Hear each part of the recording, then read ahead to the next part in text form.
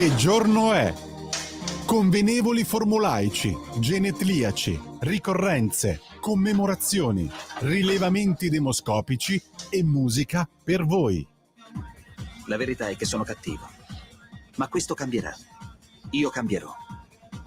È l'ultima volta che faccio cose come questa. Metto la testa a posto, vado avanti, rigo dritto, scelgo la vita. Già adesso non vedo l'ora. Diventerò esattamente come voi. Il lavoro, la famiglia, il maxi televisore del cazzo, la lavatrice, la macchina, il CD e l'apriscatole elettrico.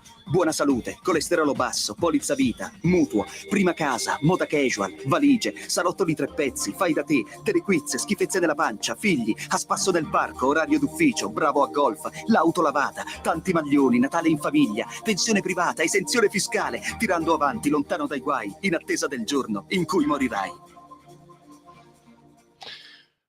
Eccoci, che giorno è? Radio Libertà, insieme a Francesco, magnificamente sulla tolla di comando in regia tecnica.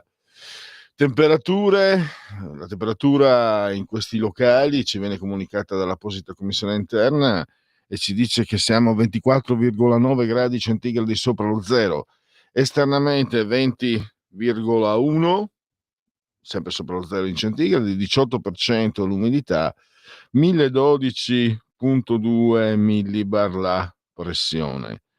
Francesco il sottoscritto, siamo attestati a 137,6 metri sopra il livello del mare, in simultanea con voi quando sono già scoccate le 12:43. Proseguiamo subito, velocissimi i convenevoli formulaici. L'abbraccio forte forte forte forte a signora Carmela, alla signora Clotilde e alla signora Adriana Angela. Loro ci seguono, ma ci seguiscono anche dal canale 252 del digitale televisivo terrestre, perché questa è una radiovisione, chi sa, una radio Libertà, campo oltre 100 anni. Meditate gente, meditate. E poi vi ricordo anche gli altri supporti, la radio DAB, ovviamente, l'applicazione iOS e Android che vi permettono di seguirci ovunque voi siate sulla costa terrestre con i vostri cellulari, il sito radiolibertà.net, il profilo Facebook, indispensabile per orientarvi attraverso le nostre trasmissioni, dove troverete ogni notte che il cielo manda in terra le sinossi delle interviste che poi seguirete durante oltre la pagina. E poi Alexa, accendi Radio Libertà, passaparola, ve ne saremo riconoscenti. Twitch, il social di ultima generazione, e anche YouTube. Siamo arrivati al traguardo. Oggi vi comunico anche in che giorno è, naturalmente i rilevamenti demoscopici, i sondaggetti e musica per voi. Oggi abbiamo 2 nomi eccelsi. Allora, per molti non è una mia opinione, sono opinioni che ho raccolto tra esperti, eccetera. Johann Sebastian Bach. Bach è per molti è il massimo che si sia toccati, che abbia toccato l'essere umano nella manifestazione musicale. E poi Haydn, non male neanche lui. E andiamo anche a ricordare, a svelare, a rammentare i numeri telefonici. Volete intervenire in diretta, lo potete fare, è gratis, senza filtri né censure, lo 02 92 94 7222, mentre il servizio WhatsApp, anch'esso gratis, 340 670 9659. Andiamo anche a leggere, vediamo, c'è l'apertura qualche giorno, allora l'ANSA, l'avevo vista prima, è una notizia molto pesante. Marine Le Pen condannata all'ineleggibilità, è colpevole di appropriazione di fondi pubblici. Ritenuti colpevoli anche altri 8 eurodeputati. Per il Tribunale di Parigi una frode da 2,9 milioni di euro per il contribuente europeo. A quanto pare il vizio di eliminare l'opposizione per via giudiziaria, come dire, si è espanso, è stato esportato oltre Alpe. Vabbè, staremo a vedere. no, adesso a parte vabbè, Marine Le Pen, alleata di Matteo Salvini, quindi molto ben vista da parte della Lega, eccetera, e quindi sicuramente è una notizia che dispiace. Fatemi dire che Marine Le Pen non è una fantasina, come direbbero in Friuli dalle mie parti, è una signora ormai che è figlia di un politico che ha fatto politica fino alla fine dei suoi giorni, anche contro di lei peraltro, fa politica da quando io sono, anche se un po' più giovane di me, fa politica da sempre. Francamente, questa mi sembra un qualcosa che personalmente suscita le mie perplessità, visto che abbiamo visto, chiedo scusa la ripetizione, ma francamente non è la prima volta che chi ha l'opposizione rispetto a chi comanda viene colpito in questo modo. In Italia l'abbiamo visto spesso, insomma.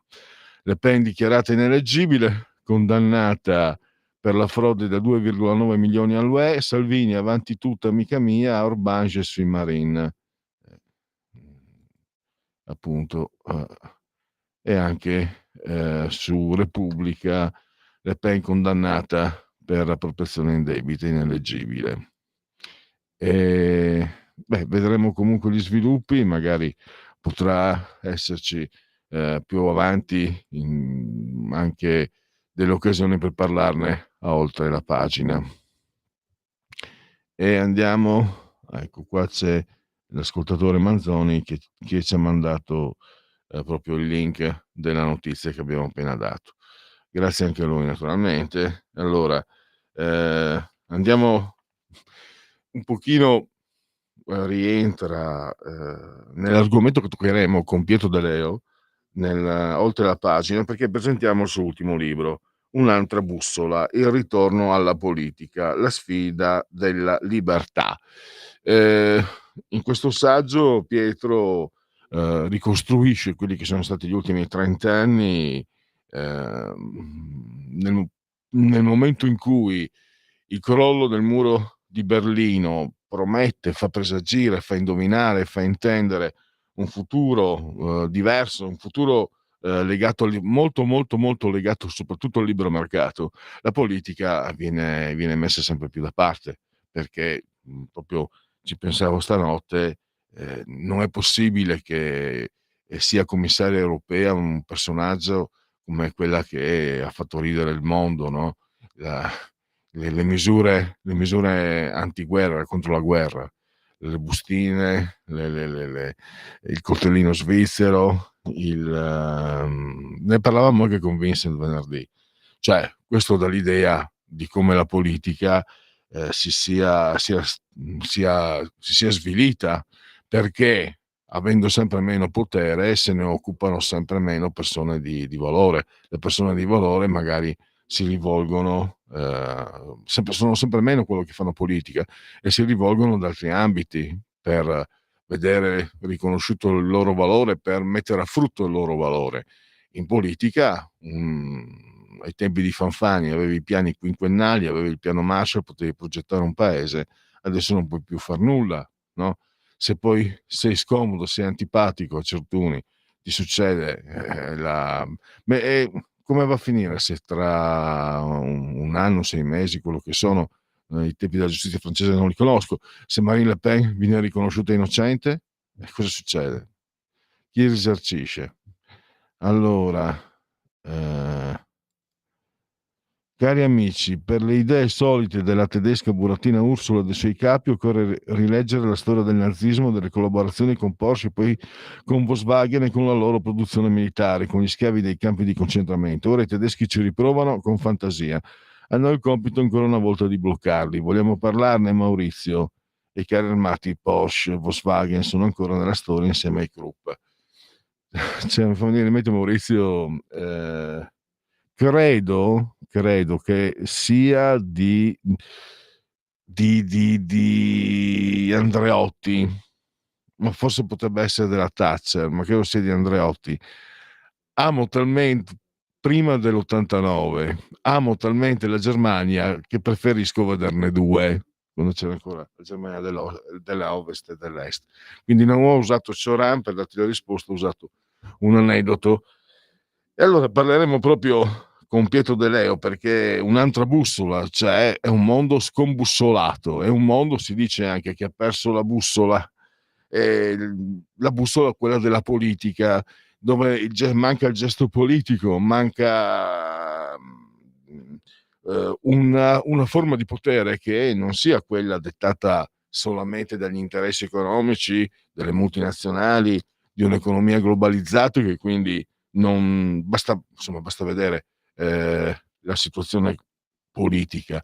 È possibile che negli ultimi anni abbiamo visto proliferare, anzi abbiamo visto, lo sapete tutti, no? L'ambientalismo, la catastrofe.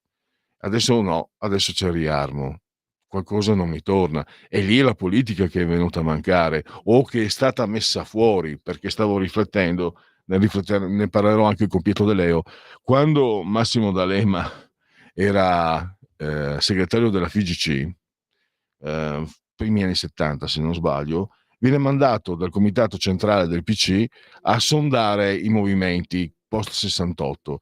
Il comitato ha pessima opinione del movimentismo, pensa che il movimentismo serva a mettere diciamo le ganasce alle ruote della politica. Lui invece è giovane, torna con un resoconto piuttosto positivo, ottimistico, dice bisogna dare retta ai movimenti. È una conclusione, un'analisi che non piace al comitato, che lo relega poi invece in Puglia, dove poi alla fine ne ha fatto il proprio collegio elettorale. E stavo pensando appunto che forse uno strumento che abbiamo visto man mano adoperato contro la politica sono stati proprio i movimenti, perché Ultima Generazione dov'è? Eh, Greta, la Gretina.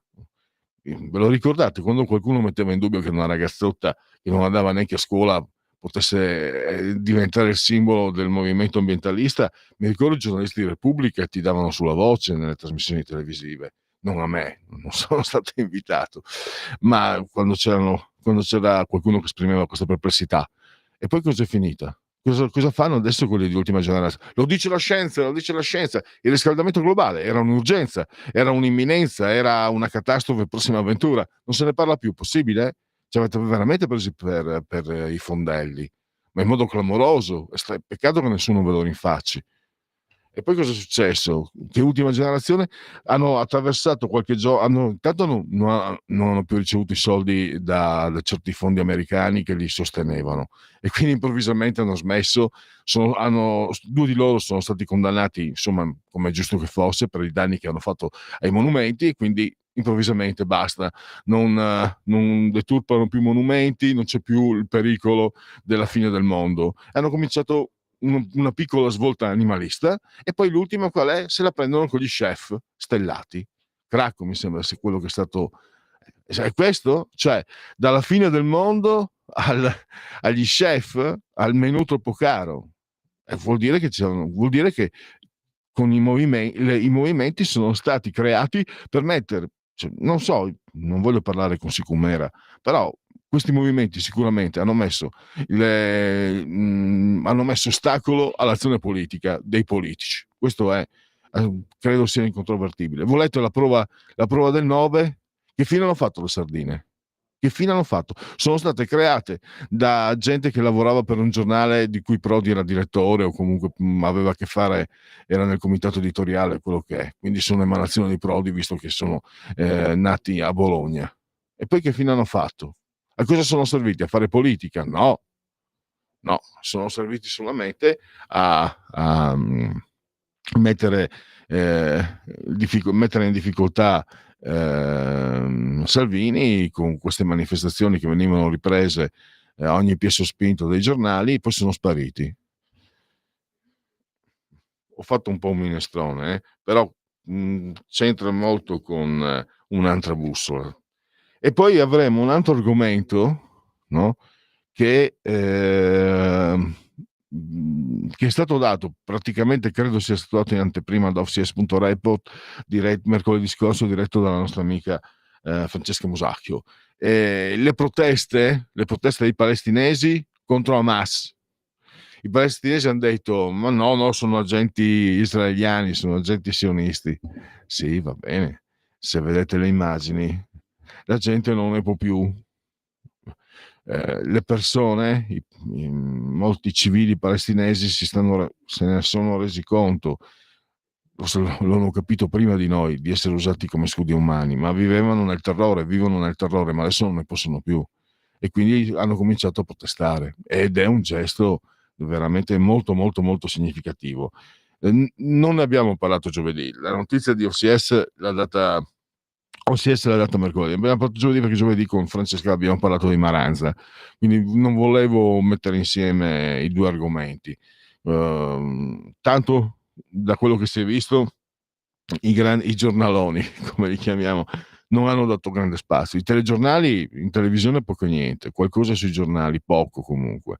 Quindi è una notizia che non viene data con grande solerzia, non viene data con risalto, non viene data, se si può, non viene data proprio. E poi invece noi ve la diamo, e ve la diamo con Francesco Musacchio alle 14.35 in Oltre la pagina. E direi che per il momento, per quanto riguarda la nostra presentazione, la presentazione delle sinossi, la sinossi delle interviste, c'è tutto quello che doveva starci, e stiamo andando verso l'intervallo. Facciamo così, cominciamo, dai, che a tempo non aspetti tempo. I genetriaci decimo primo giorno di Germinale, mese del calendario repubblicano, per tutti è un lunedì, lunes 31 di marzo, anno domini 2025 o 2025 che dir si voglia. Thomas Alva Edison nel 1878 rese pubblica l'invenzione del fonografo, il giradischi praticamente, mentre nel 1889 venne inaugurata a Parigi la Torre Eiffel. E poi abbiamo il genetriaco di uno dei massimi pensatori, forse uno degli artefici del pensiero moderno, il sistema cartesiano, è diventato quasi un aggettivo. Cartesio, René Descartes, il suo cogito ergo sum è probabilmente il fondamento del pensiero moderno, mi spingo, anche se qualcuno torna indietro al Rinascimento. Comunque, cogito ergo sum è davvero un momento di uno strappo nel pensiero filosofico. E ha detto Cartesio, se l'ha detto lui, scusate se poco, il dubbio è l'inizio della conoscenza.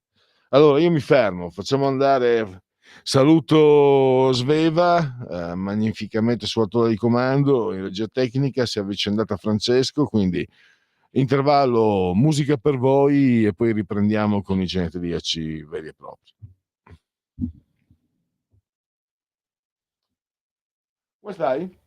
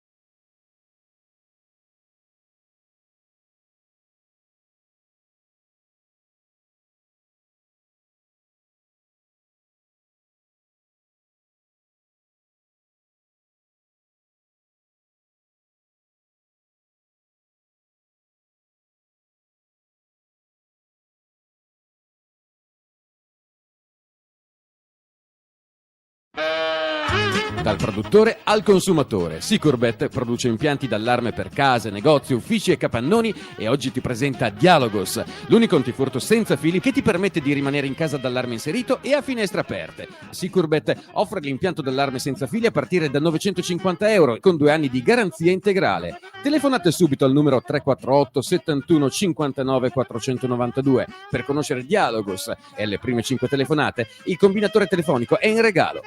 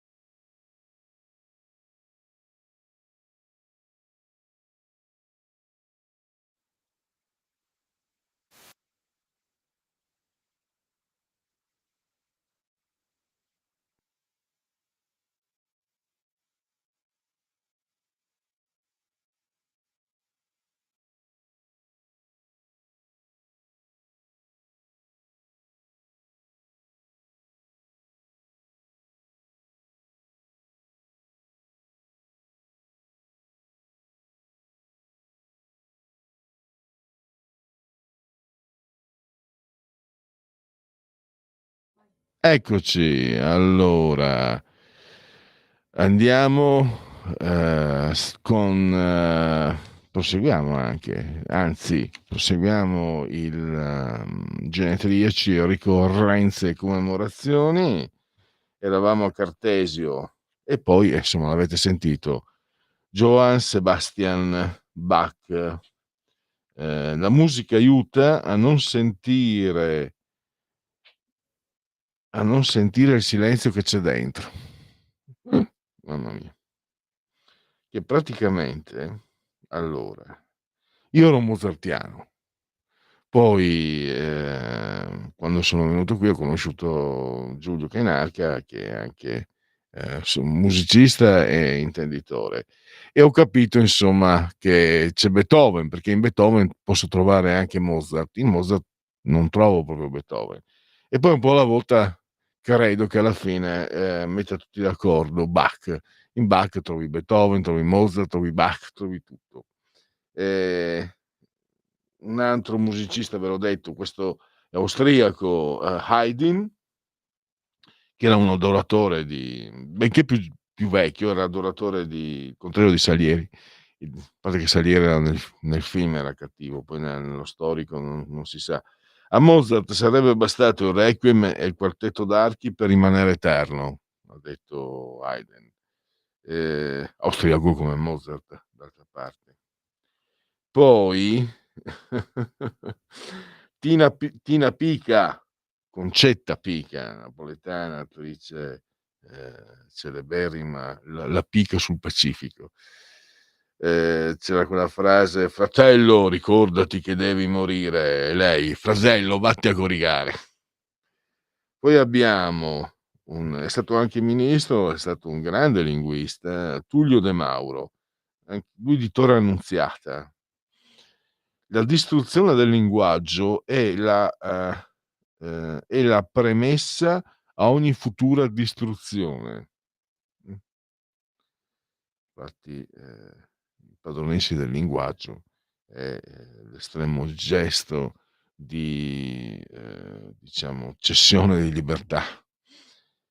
Poi abbiamo, un fisico che ha vinto il Nobel per la scienza per la fisica nel 1984. Lui è un isontino, cioè l'Isonzo, cioè Gorizia. Non esiste fantascienza senza scienza, come non esiste scienza senza fantascienza, ha detto.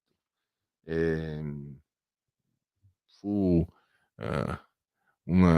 ci fu stupore perché lui proprio insegnava a Gorizia, se non ricordo male, forse insegna ancora adesso.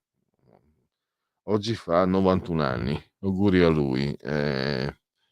Quindi era fuori un po' dai circuiti, però le sue scoperte sono state, tra l'altro so per certo, ehm, il il lavoro di Carlo Rubbia è stato portato avanti proprio come sempre succede, ma è un lavoro anche sapientemente portato avanti in équipe, in collaborazione con altri, quindi ehm, che lui ha saputo mettere nelle condizioni migliori per fare il meglio, per dare il meglio.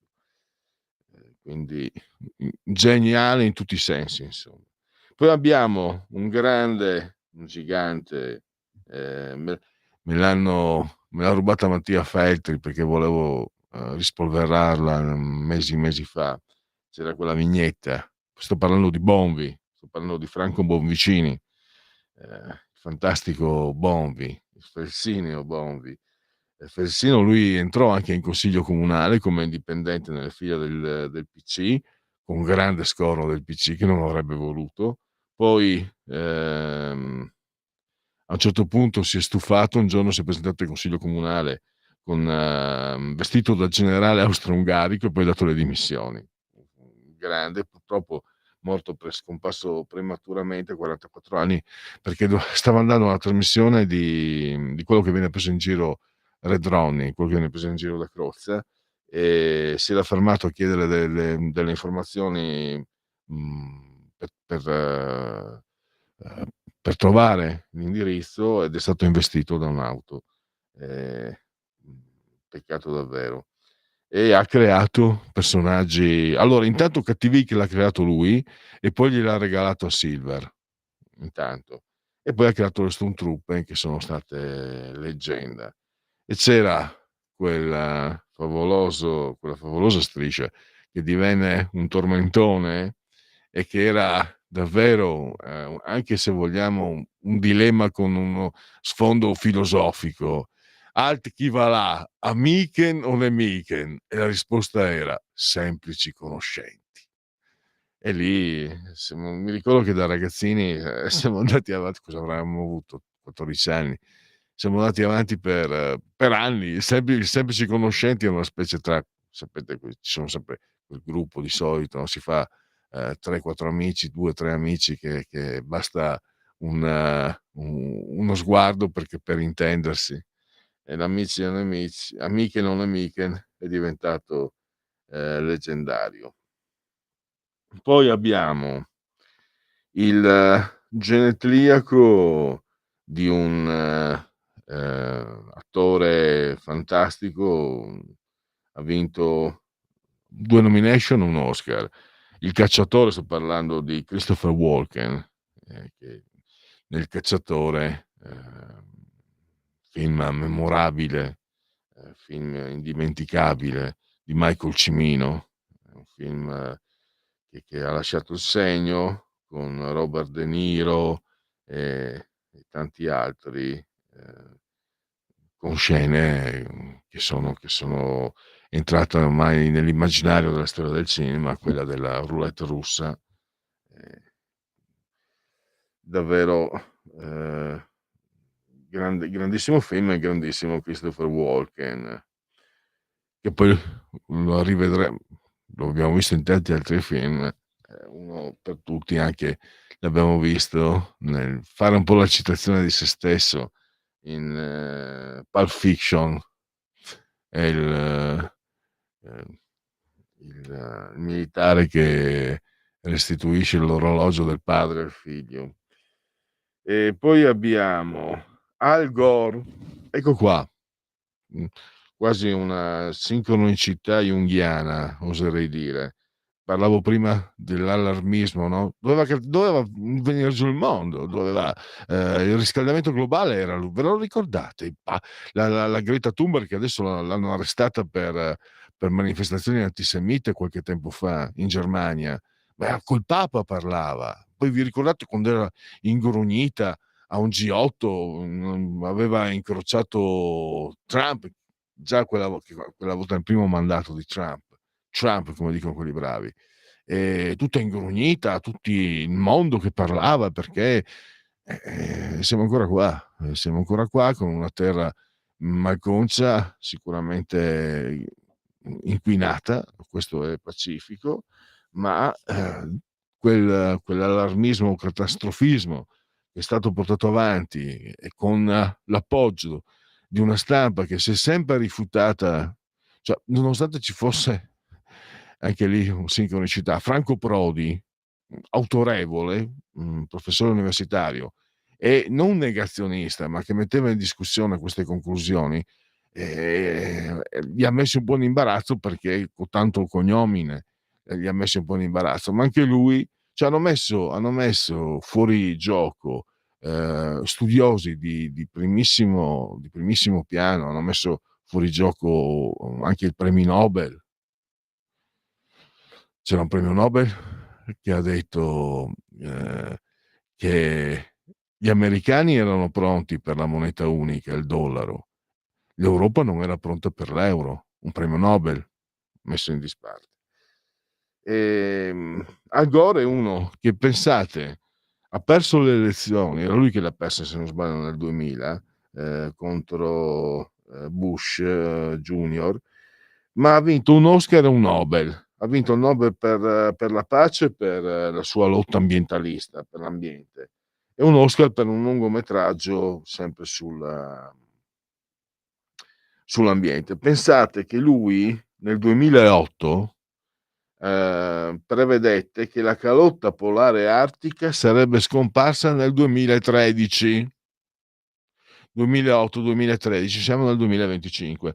Nel 2000 e credo 18, mi sembra nel 2018, ho detto, ma forse ho esagerato, forse ho esagerato. Complimenti a lui. E questi sono quelli che vengono, diciamo, messi in prima fila a insegnare al mondo come si sta, quello che si deve fare, quelle che sono le scelte giuste e importanti. E davanti agli occhi abbiamo degli errori colossali, ma nessuno sembra chiedergliene conto. Poi è un po' arrossisco perché oggi è il genetriaco di Ania Maria Sanchez. In arte, chi ha una certa età ricorda Vanessa Del Rio. Lo dico un po' arrossendo. Una pornostar, dai, Vanessa Del Rio. E poi abbiamo è stata 2 volte ministro, magistrata, ministro per il PD, da Modica, Ragusa, Sicilia, Anna Finocchiaro. E poi abbiamo l'interprete di quella voce Finché morirai, Ivan McGregor, protagonista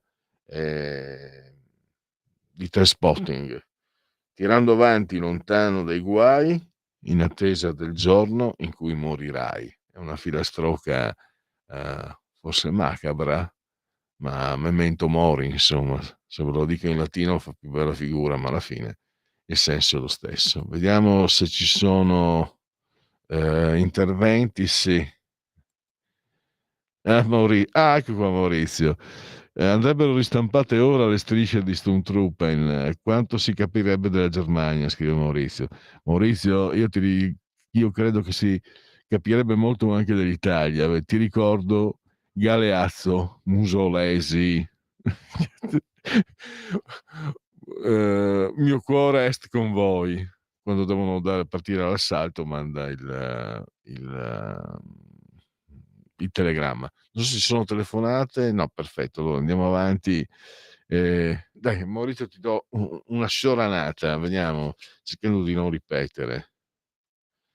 Dio è l'erede di coloro che sono morti in lui, così ci si separa facilmente da se stessi e dal mondo, lasciando che Dio prosegua il filo di tante tristezze e di tanti abbandoni. Ecco, allegria. Sturmtruppen, ce n'è anche uno, Maurizio. Metti via un attimo, Maurizio. Cerchiamo di godercela anche un po'. Ce n'è una che oggi probabilmente, non lo so, se verrebbe censurata, perché c'è il generale che dice al luogotenente: Heinz, mio fido luogotenente, manda avanti il grosso delle truppe. Nella vignetta successiva c'è Heinz, il fido luogotenente, che urla a un soldato molto grasso, più grasso di me: avanti maledetto panzone, avanti maledetto panzone. E poi nella vignetta successiva, distribuzione speciale di sapone, fido luogotenente, ma strana marca. È molto lugubre e non so se oggi passerebbe. Forse c'era più libertà in quegli anni. Comunque, questa era anche una delle prime, peraltro, che vennero pubblicate o su Eureka o forse non so, il Corriere dei Ragazzi, non mi ricordo. Comunque, leggendario. No armi, no soldati italiani in Ucraina, guai a mollare, Tajani peggio della sinistra, dimissioni. Questo è un messaggio lapidario che ci arriva non vedo il nome, comunque anche a lui, anche questo ascoltatore, che ringrazio per l'attenzione naturalmente, dedico Cioran. Ogni volta che mi viene in mente la parola smarrimento mi si rivela l'uomo, e ogni volta è come se le montagne mi si fossero assopite sulla fronte. C'è una telefonata. Pronto? Buongiorno signor Pellegrini, Lisetta. Buongiorno. Allora, io voglio fare un appello per fare uno sciopero contro i rincari. Allora, signor Pellegrini, io dico questo: cari amici consumatori, cosa ne direste se facessimo come in Svezia, perché io l'ho letto lì su un quotidiano svedese, uno bello sciopero contro il rincaro dei prezzi sulle uova pasquali, limitando ed anche abolendo gli acquisti dei prossimi giorni? E ci metto un bel punto di domanda. Signor Pellegrini, i lavoratori dipendenti, per rivendicare i sacrosanti loro diritti, mettono in crisi la produzione delle fabbriche. Vuoi vedere allora che noi utilizzatori finali, dico io, non riusciamo ad ottenere un po' di rispetto usufruendo delle spietate leggi del libero mercato? La saluto e buona giornata anche a lei. Grazie, signora Lisetta. Prima mi dicevano, parleremo poi compiuto dall'EO, i movimenti. In effetti, ho parlato dell'associazione dei utilizzatori finali, è un po', rischia di essere un po' imbarazzante, ma no. Mi è venuto in mente proprio i consumatori. Il potere che avremo noi come consumatori. Negli anni 70 nascono le prime associazioni dei consumatori negli Stati Uniti, diventano molto potenti. Dove sono finite? Erano le associazioni per quello che arrivava, per quello che si percepiva, le associazioni dei consumatori potevano veramente condizionare gli indirizzi politici. Sono sparite, anche in Italia sono diventate più o meno tutte abbastanza controllate abbastanza a sinistra, insomma, grosso modo. E soprattutto, questo però è un pur parler, quasi tutte le associazioni dei consumatori ricevono fondi pubblici e quindi sono state domate, sono state in qualche modo, in Italia non sono mai arrivate ad avere il peso che che avevano negli Stati Uniti, però qualcosa c'è stato. Per quello che ho visto, perché magari anche quando ho cominciato a lavorare qua capitava che intervistassi qualcuno, eccetera, si è visto insomma che ce n'era uno o due che non ricevevano soldi pubblici, gli altri sì. Nel momento in cui ricevi soldi pubblici, come fai a essere libero? Allora, questa è una conclusione, c'è da riflettere, da dire ancora. C'è ancora un'altra telefonata. Pronto? Pronto? Sì, buongiorno. Buongiorno Pellegrini, sono Mario. Salve. Senta, non so se ha saputo la notizia, la Le Pen l'hanno fatta fuori, insomma.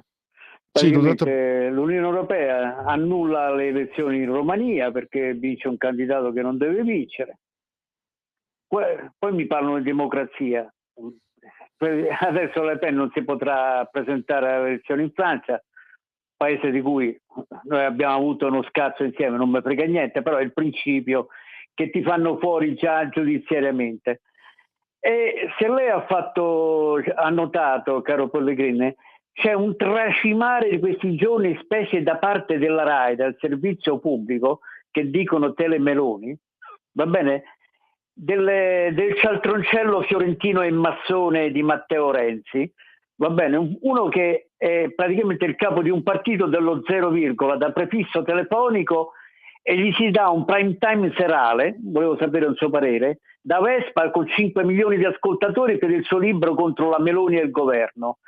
Interviste esclusive al TG1 3 giorni dopo, sempre di Matteo Renzi contro la Meloni, e a pubblicizzare il suo libro. Va bene, allora a questo punto, no, io comincio a tremare anche per questo governo. Forse simpaticamente dovreste consultare la vostra maga, perché quando si muove un massone come Renzi, che ha fatto cadere il governo Conte, va bene, con i suoi... c'è qualcosa che non funziona. Temo per il governo, perché Renzi non è tanto quello che rappresenta, lui personalmente è un cialtroncello fiorentino come tutti i fiorentini cialtroni. Mario, mi permetta, io amo la libertà delle parole e sarei liberissimo, però siccome la persona a cui lei sta facendo riferimento mi risulta che abbia la querela facile, potrebbe anche prendere il podcast di questa trasmissione e querelarci. Allora io, e con dispiacere, devo dissociarmi da dei riferimenti con i quali lei ha commentato il personaggio in questione. Lo faccio per tutelare la radio e non perché e non per censurarla, lo devo, perché non si sa mai, quello prende. Va bene, allora facciamo conto, allora mi rimangio tutto quello che ho detto. No, lei non è stato detto. basta che mi dissoci io, poi lei No, nel senso, lei riguarda la massoneria, le dice? Sì, Pronto? e anche il termine cialtroncello, ho paura che quello querela, che cosa ci posso fare? Ma cialtroncello non è proprio un'offesa, capito? Nel senso, uno per strada lo chiami cialtrone, che fatti querela perché lo chiami cialtrone. Mario, mi faccia spiegare bene. Non sono io che la penso così, io sono con lei, figuriamoci cialtroncello. Ma quello querela. No, va bene, facciamo detto, mi rimangio tutto, rientriamo nei ranghi. Però lei ammetterà, Pellegrin, che uno che rappresenta negli ultimi sondaggi sia noi il 2%, un prefisso telefonico, sta tracimando in tutte le reti RAI, nazionali, private, cioè c'è una sproporzione. Cioè manco la Schlein, che c'è il 20%, parla così tanto in TV, in prime time serale, per giunta da Vespa, e per fortuna che c'è Telemeloni, cioè gli pubblicizza davanti a 5 milioni di spettatori un libro, va bene, contro la Meloni e contro il governo. C'è qualcosa che non funziona. Io non è che sono un complottista, volevo gentilmente sapere perché queste invasioni di Renzi dappertutto. Stiamo parlando di uno che non c'ha più il 40%, c'è il 2%. C'è sproporzione, qualcuno me lo deve spiegare. Siccome lui ha fatto cadere i governi anche con poche forze, io ho paura. Tutto qua. Salve. Grazie Mario. Perché specifico non sono in grado io non sono in grado. Bisogna sempre fare però la tara tra cosa significa avere il potere e avere il governo. Renzi ha mostrato nella sua carriera di saper gestire il potere, anche se poi ha sbagliato clamorosamente con il referendum, ha mostrato di saper gestire il potere, e per quello che si legge sui giornali, in Rai, eccetera, ci sono ancora molti uomini suoi che lui ha messo lì. Quindi non dimentichiamoci che Renzi è un democristiano e che quindi come democristiano sa gestire il potere in una maniera comunque non comune. Questa è la risposta che mi viene. C'è un'altra telefonata, poi magari andiamo anche a vedere i sondaggetti. Pronto? Sì, pronto? Buongiorno. Ciao, sono Marco. Marco da Cassano Magnago, ciao, volevo Ciao. supportare la tesi che ha appena chiamato il radioascoltatore, che secondo me è azzeccata in pieno, ha ragione di quello che sta dicendo, perché io sentivo stamattina che i telegiornali di Stato, quello che è, di Azione, che vuole cominciare ad avere un contatto con il PD, che Forza Italia Tajani vuole ricollegare tante cose, quindi questi personaggi da Azione di Calenda a Renzi di Italia Viva con 2,5% che fa il diavolo a 4 su tutte le televisioni, sono preoccupanti perché non per le loro percentuali che hanno, che però assommate assieme possono fare un 7-8% che possono cambiare l'ago della bilancia. Quindi ci terrei ben presente quello che ha detto lui, lo supporto in pieno la sua tesi. Ciao, buona giornata, ciao ciao. Perfetto, infatti, grazie Marco, riportavo i sondaggi che adesso vado a leggere. La settimana scorsa vi avevo fatto vedere, vi avevo mostrato come la differenza fosse di 5-6 punti tra centrodestra e centrosinistra. Il centrosinistra senza Renzi è Calenda, quindi da rifletterci sopra. Allora, andiamo velocemente. C'è un'altra telefonata. Pronto? Vediamo se. Allora, io intanto leggo Istat, commercio estero, aumento congiunturale per le esportazioni più 2,8 rispetto alle importazioni più 0,8. Chiudiamo. Poi andiamo. Allora. Fiducia dei consumatori e delle imprese. A marzo si stima un peggioramento del clima di opinione degli operatori economici. Il clima di fiducia dei consumatori cala da 98,8 a 95 e l'indicatore composto del clima di fiducia delle imprese scende da 94,7 a 93,3. Fatturato dell'industria e dei servizi. A gennaio 2025 si stima che il fatturato dell'industria al netto dei fattori stagionali aumenti in termini congiunturali del 3,8% in valore e del 4% in volume. Poi prezzi alla produzione dell'industria e delle costruzioni a febbraio 2025 i prezzi sono aumentati dello 0,7 su base mensile e del 6,2 su base annua, era il 4,4 a gennaio. E poi abbiamo intenzioni di voto, questo è un Ipsos, vediamo cosa mi dicono. Questo però è no, questo è vecchio, scusate, devo averlo per sbaglio messo. Ecco, questo è un sondaggio più recente. Tecne, Fratelli d'Italia 29,7, PD 22,3, Forza Italia 11,5, 5 Stelle 11,5, Lega 8,2, Verdi e Sinistra 5,9, Calenda 3, Renzi 2,2. E poi abbiamo ora vediamo un sondaggio BD Media. Realizzato BD Media, committente BD Media, vediamo cosa mi dicono. Fratelli d'Italia 28,3, PD 23,5, 5 Stelle 11,6, Lega 8,7, Forza Italia 8,5, Alleanza Verdi e Sinistra 6,5, Italia Viva Renzi 2,1, Azione Calenda 3. Allora, chiudiamo, sono le 13:30, quindi possiamo chiudere che giorno è e riprenderemo subito con oltre la pagina musiche, interviste, di tutto, di tutto. Avete ascoltato Che giorno è? Scegliete la vita. Scegliete un lavoro. Scegliete una carriera. Scegliete la famiglia. Scegliete un maxi televisore del cazzo. Scegliete lavatrici, macchine, lettori CD e apriscatole elettrici.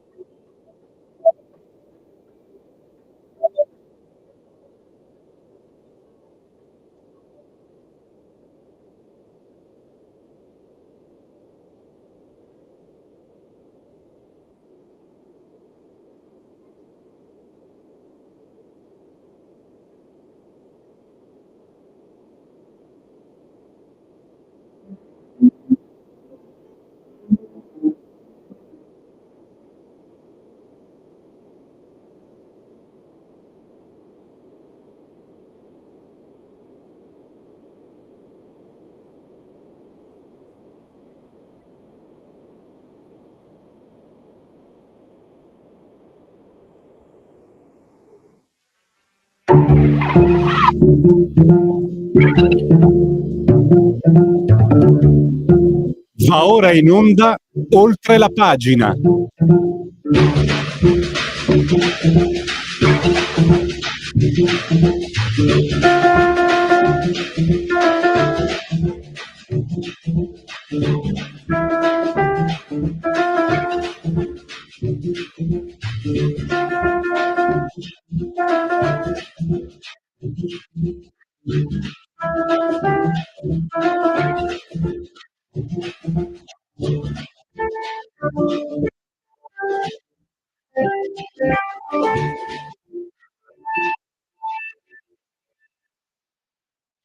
Allora, iniziamo con il primo ospite di Oltre la pagina. Prima di tutto il suo libro. Un'altra bussola, il ritorno alla politica, la sfida della libertà.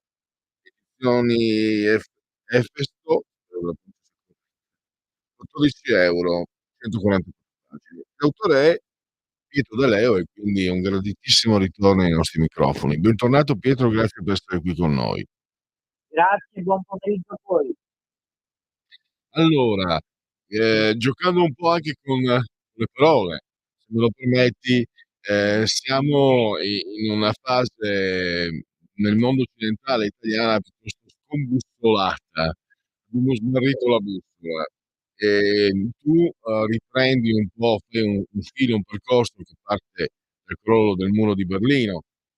Forse adesso cominciamo veramente a capire, ci sono delle riflessioni come la tua che ci fanno capire cosa è successo nell'89 e abbiamo capito che si è smarrita la strada della politica, e bisogna ritrovare la bussola. Insomma, ti do la parola perché questo è un po' un filo conduttore tuo del tuo lavoro, sempre comunque uno sguardo, un'analisi a quello che succede, della politica. E devo dire, Pietro, sono anni che ci conosciamo, purtroppo, non vedo segnali di miglioramento. Beh, purtroppo è vero, poi spesso ne abbiamo parlato, infatti questo libro nasce un po' anche da parte anche da ragionamenti che abbiamo fatto noi quasi tutte le settimane, di cui ti ringrazio. Ma no, non si vede una soluzione, ma in questo momento serve una svolta necessaria. Estremamente importante. Io ho provato a ragionare su quello che è accaduto negli ultimi 30 anni, anzi ormai 35. Cioè, dopo l'89 noi ci siamo illusi di poter mettere in soffitta le culture politiche.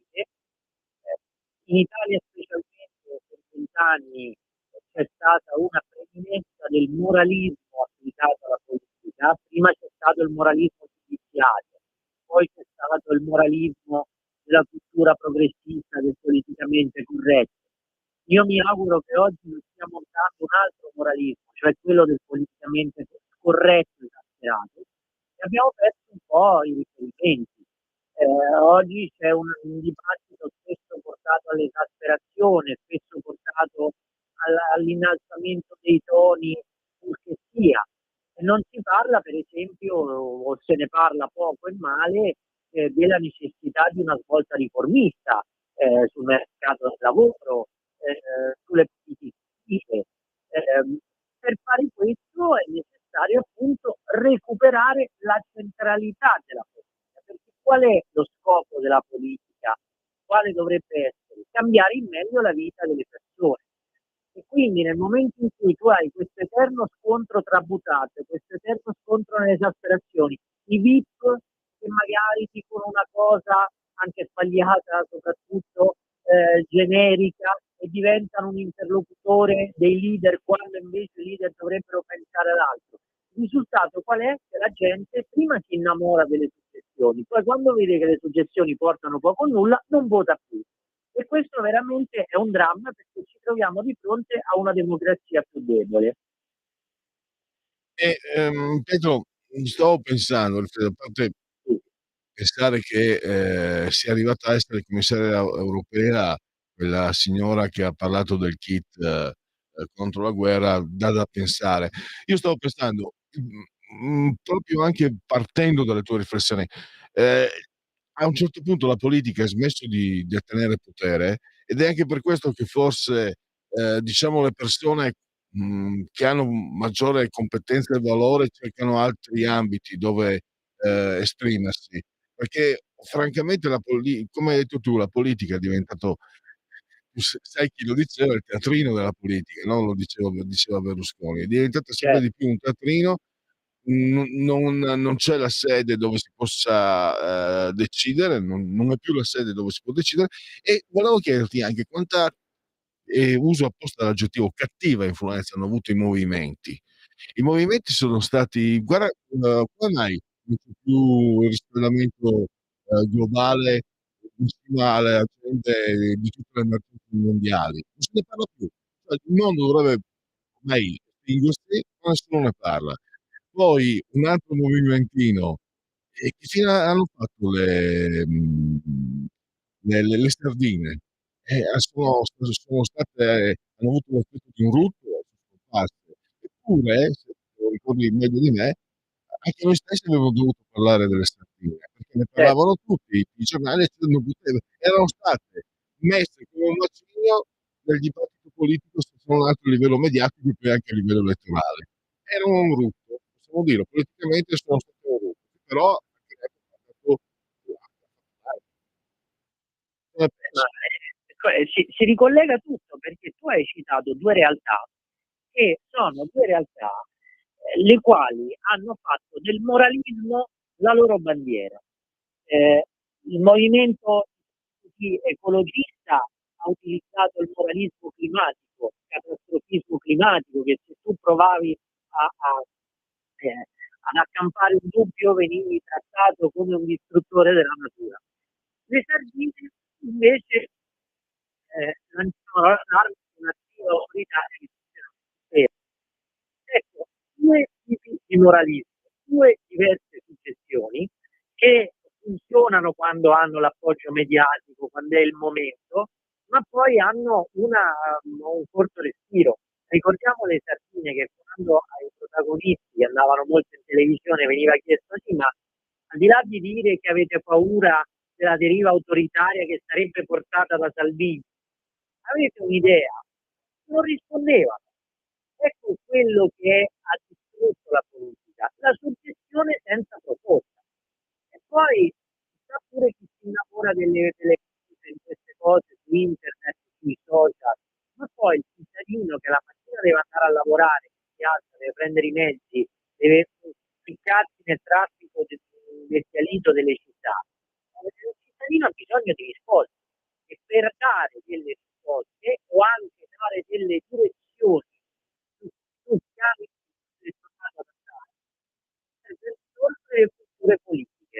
Vediamo che c'è un Occidente in subbuglio, c'è un mondo che un'altra volta ha riscoperto la guerra in maniera più ampia rispetto a solo 5 anni fa, e quindi o si navita sulle culture politiche o si affronta, perché poi le società si sgregano, le pulsioni ti portano alla separazione, ti portano a meno partecipazione, e meno partecipazione porta a delle società più deboli. È veramente un momento storicamente molto molto complicato e molto delicato. Anche perché io forse ho usato un tono nel quale magari il politico ho messo al centro del mirino il politico, ma in realtà è l'informazione che dovrebbe interrogarsi, perché sono stati ospitati nelle trasmissioni televisive personaggi francamente che si presentavano per quello che avevano, cioè niente. È stata data loro dignità, come se fossero interpreti importanti del dibattito politico. Sono quelli che fino all'altro giorno "lo dice la scienza, lo dice la scienza, lo dice la scienza", adesso non parlano più di scienza, sono rimasti gli stessi, sono passati attraverso l'animalismo e poi adesso contestano il chef Stellar. Allora, siccome questo era davanti agli occhi di tutti, l'inconsistenza, la pretestuosità, il fatto stesso di eludere, ma anche con violenza fascista, fammi dire questo termine, chi dissentiva, ma non Pierluigi Pellegrini, scienziati, premi Nobel che dissentivano, parliamone, questo non è l'approccio giusto, dicevano, niente. In modo molto fascista li hanno esclusi. Erano però assolutamente privi di qualsiasi consistenza, ma l'informazione non serve molto insomma per capire, basta, come hai detto tu, basta chiedere loro con le sardine, basta chiedere loro cosa volete e cascano da soli. Per giunta, essendo io più vecchiotto di te, mi ricordo benissimo che il catastrofismo ambientalista l'abbiamo visto negli anni '70 e questo negli anni '70 doveva estinguersi l'uomo, doveva il buco nell'ozono entro il 2000 c'era il buco nell'ozono che ci avrebbe obbligati a mettere gli studi sulle città, cose di questo genere, ma riviste scientifiche, le ho ancora in soffitta da qualche parte, a Pordenone. E poi si è visto che era non che l'ambiente, l'inquinamento non sono un problema, ma messo in quei termini diventano un danno al problema stesso, perché creano contrapposizioni. Sì, sì, assolutamente, ma quello che è più dannoso è quello che dici tu, cioè l'approccio dogmatico alle cose. Un'idea può essere anche scontata, invece c'è un certo mondo moralistico, ripeto, moralista, che non ammette che la sua idea possa essere dibattuta e messa anche di fronte alle controprove. E questo è veramente pericoloso, perché bisognerebbe riscoprire il cosiddetto pensiero laico, scavare, scoprire, andare avanti per scoperte. Invece no, io parlo da liberale, per me la storia va avanti per scoperta, si sbaglia e si cambia strada, se la strada è giusta si va avanti, è una scoperta, è un viaggio. E invece ci sono dei plurimi attori che concepiscono la storia e il presente che non va avanti per dogmi. È così e deve essere così, anche quando magari la strada è sbagliata. E questo ha intossicato la nostra politica e ha intossicato la nostra politica a partire dal 92, dal 93, dagli anni di Tangentopoli, quando c'era un giustizialismo che dava ad altri l'autoincensamento morale. Questo ha rovinato veramente il nostro dibattito politico, è stato grave. E oggi ci troviamo come ci troviamo anche a causa di quegli anni lì. Intanto parole che suonano in modo particolare nel giorno in cui è stata condannata Marine Le Pen. Al di là della prossimità politica, sembra strano che una signora che ha tantissimi anni di esperienza abbia potuto commettere quegli errori che le vengono scritti. Comunque, sembrerebbe qui insomma che l'Italia abbia stabilito dei modelli di esportazione. sì, e non è un modello felice, guarda, proprio hai No. centrato il punto. Io per molti aspetti sulla parte fiscale magari sono vicino affine a Marine Le Pen, sulla parte di politica estera no, però io ritengo personalmente gravissima quella via di mantenimento o di conquista del potere che avviene attraverso la strada giudiziaria. Questa è una cosa gravissima e inaccettabile verso chiunque, lo sarebbe anche se vittima lo fosse un leader di sinistra. È la morte della democrazia. Quando c'è qualcuno che cerca di conservare il potere o di conquistarlo attraverso processi contro gli avversari, è la morte della democrazia. Noi purtroppo in Italia ne abbiamo sofferto per anni, ne soffriamo purtroppo ancora oggi. Vediamo certe posizioni dell'ANM si riportano sempre su quella logica lì. E torniamo al tuo libro. Tu comunque scrivi questo saggio, dai anche delle indicazioni però che non sono quelle come ho fatto io finora, esclusivamente negativi. Ci sono 2 riferimenti. Mi incuriosisce il riferimento all'enciclica Centesimus Annus di Giovanni Paolo II, che io Sì. per ignoranza non conosco, quindi ne approfitto di parlare con te. E poi anche il vertice di pratica di mare del 2002, Consiglio Berlusconi, Vladimir Sì. Putin, Bush, insomma un momento in cui si sembrava, cioè sembra più distante di 23 anni, sembrano 2 secoli, non 23 anni. Sì, sì, esattamente. Allora, la Centesimus Annus si chiama così perché è un'enciclica che arriva a 100 anni esatti dalla Rerum Novarum di Leone XIII. La Rerum Novarum era un'enciclica scritta per affrontare i primi passi della prima rivoluzione industriale, 1891, la Centesimus Annus 1991 per affrontare quel nuovo mondo che si stava aprendo con la globalizzazione. Era caduto il muro da 2 anni, si era entrati nei 90 e quindi c'era questo nuovo mondo. Cosa dice Papa Giovanni Paolo II? Dice: va bene il capitalismo, va bene la produzione, a patto che questa però si concili sempre con la libertà integrale dell'uomo. Ecco, questo io direi che sia un grande punto di orientamento, specie nel momento in cui, come oggi, noi siamo sottoposti a questa grande capillarità della tecnologia, l'intelligenza artificiale.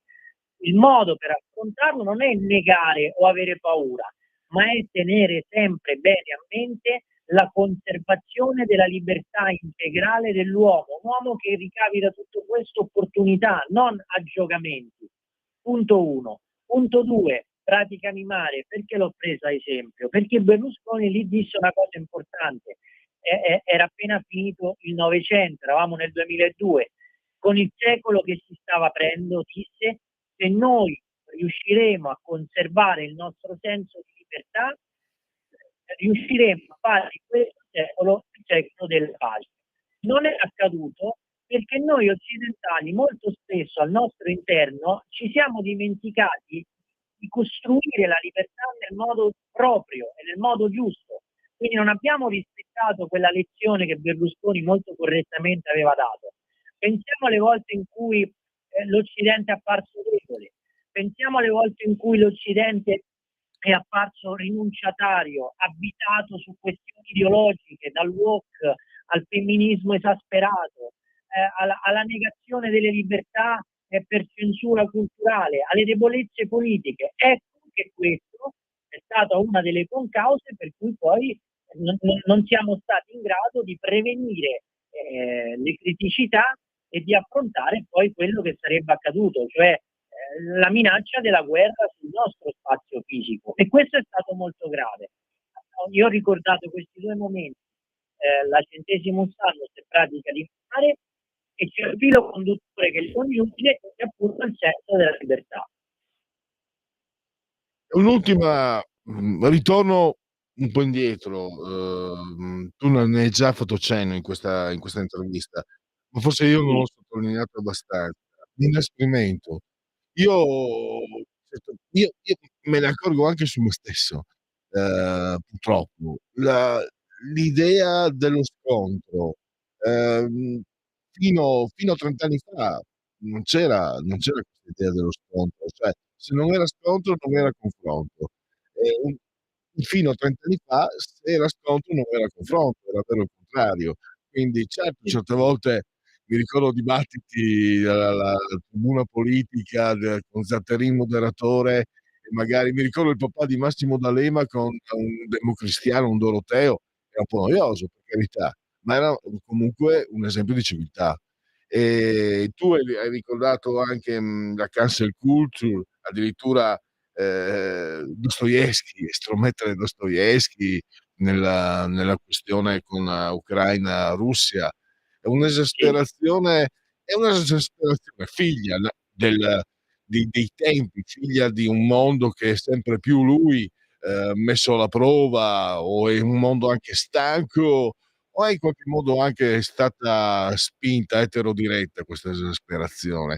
Perché vieni a Eh, sapere magari, faccio il nome di una testata concorrente, Augusto sì. Minzolini, guarda, parlo di uno che non mi è neanche particolarmente simpatico, aveva una rubrica su Rete 4 che aveva ascolti alti, gliel'hanno tolta perché? Perché nella sua rubrica non si fa baruffa, ma se ha gli ascolti, scusa, perché no, bisogna che ci sia il litigio. A me m'ha colpito molto. Ho anche degli ospiti che ho io qui come te, che magari mi dicono: "Ma sì, mi chiamavano, poi non mi chiamano più perché m'han detto che tu non sei uno che solleva la polemica e quindi non ci sei". Ma se la polemica era fine all'ascolto, all'audience, potevo anche capire, ma se dopo scopro che non è nemmeno fine, che non è nemmeno quello il fine, ma serve per se stesso o per la sua cosa, comincio ad avere dei dubbi. Prego.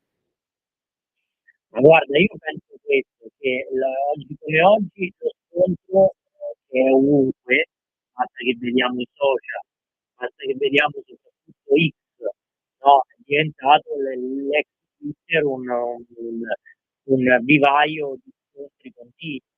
Io credo che sia determinato proprio da questo, cioè eh, dall'accantonamento della cultura politica. Ora, tu hai citato giustamente le tribune del Novecento, ora forse quelle sono troppo compassate nei modi, nei toni, nel linguaggio alto.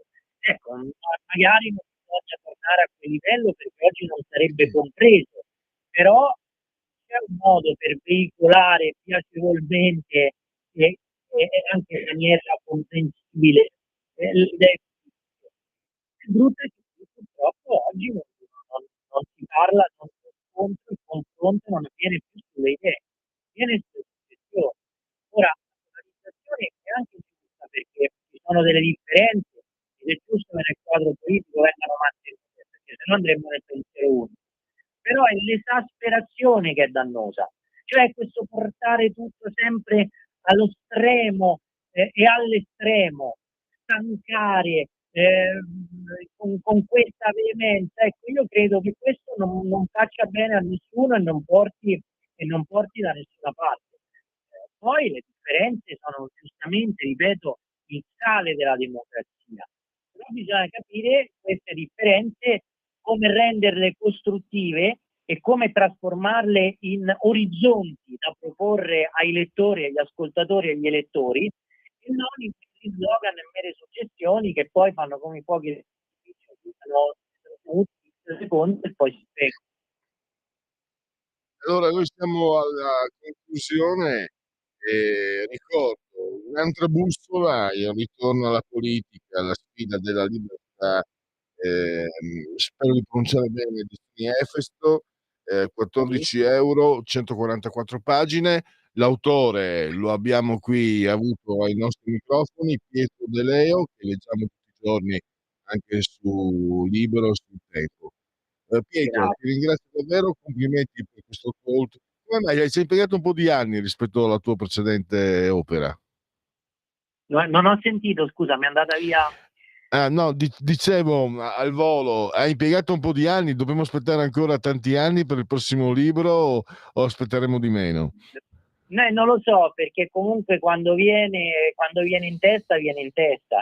Questo era 6 anni dal precedente, è vero, però poi l'ho scritto, ho riordinato gli appunti che man mano avevo preso in questo periodo e poi l'ho buttato giù tutto insieme, quindi vedremo. Poi, ecco, quando matura qualcosa da dire e da scrivere, uno la scrive. Vediamo quando maturerà e se maturerà la prossima, insomma. Intanto congratulazioni, un'altra bussola e a risentirci a presto Pietro De Leo. Buon proseguimento, grazie a voi. Andiamo anche noi verso l'intervallo, vediamo, ecco qua abbiamo un po' di dunque, Lorenzo Mosconi, un malato, paura di uno stato che... No, questo non l'ho mandato ieri, scusate. Allora, male che i nostri bresciani rinuncino all'ora di religione, i giovani bresciani. Poi, questo è per Sammy, parlano nel tuo programma del rischio Islam non solo nella mia Brescia, ma anche in altre città come Monfalcone. Poi ancora Brescia oggi, guardate che il calendar Renzi sono... Ah no, scusate, ho letto messaggi precedenti, ho sbagliato. Allora, quelli che riguardavano questa trasmissione di questo ascoltatore, guardate che il calendar Renzi sono amici di merende da molti anni, anche in forma privata, insieme alla vicentina Alessandra Moretti. Sono amici fuori dei loro ruoli politici, dei tempi dei tempi. Il calendar lo manda di sicuro Renzi per disgregare la maggioranza della Lega, Forza Italia e Fratelli d'Italia. Sono come il gatto e la volpe della fiaba di Pinocchio. Grazie anche a questo ascoltatore. No, non ho tempo di leggere Cioran perché sono le 14 spaccate, quindi è il momento di dire stop, riprendiamo tra pochi minuti.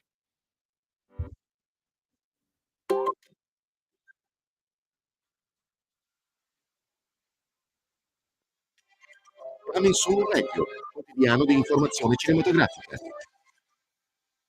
È un comune operaio di un cantiere edile, ma quando la figlia del suo capo viene rapita, dovrà utilizzare tutte le sue abilità da ex marine. Jason Statham torna al cinema il 10 per sconfiggere una pericolosa organizzazione criminale. La regista di Suicide Squad e The Beekeeper è Working Man, dal 10 aprile al cinema.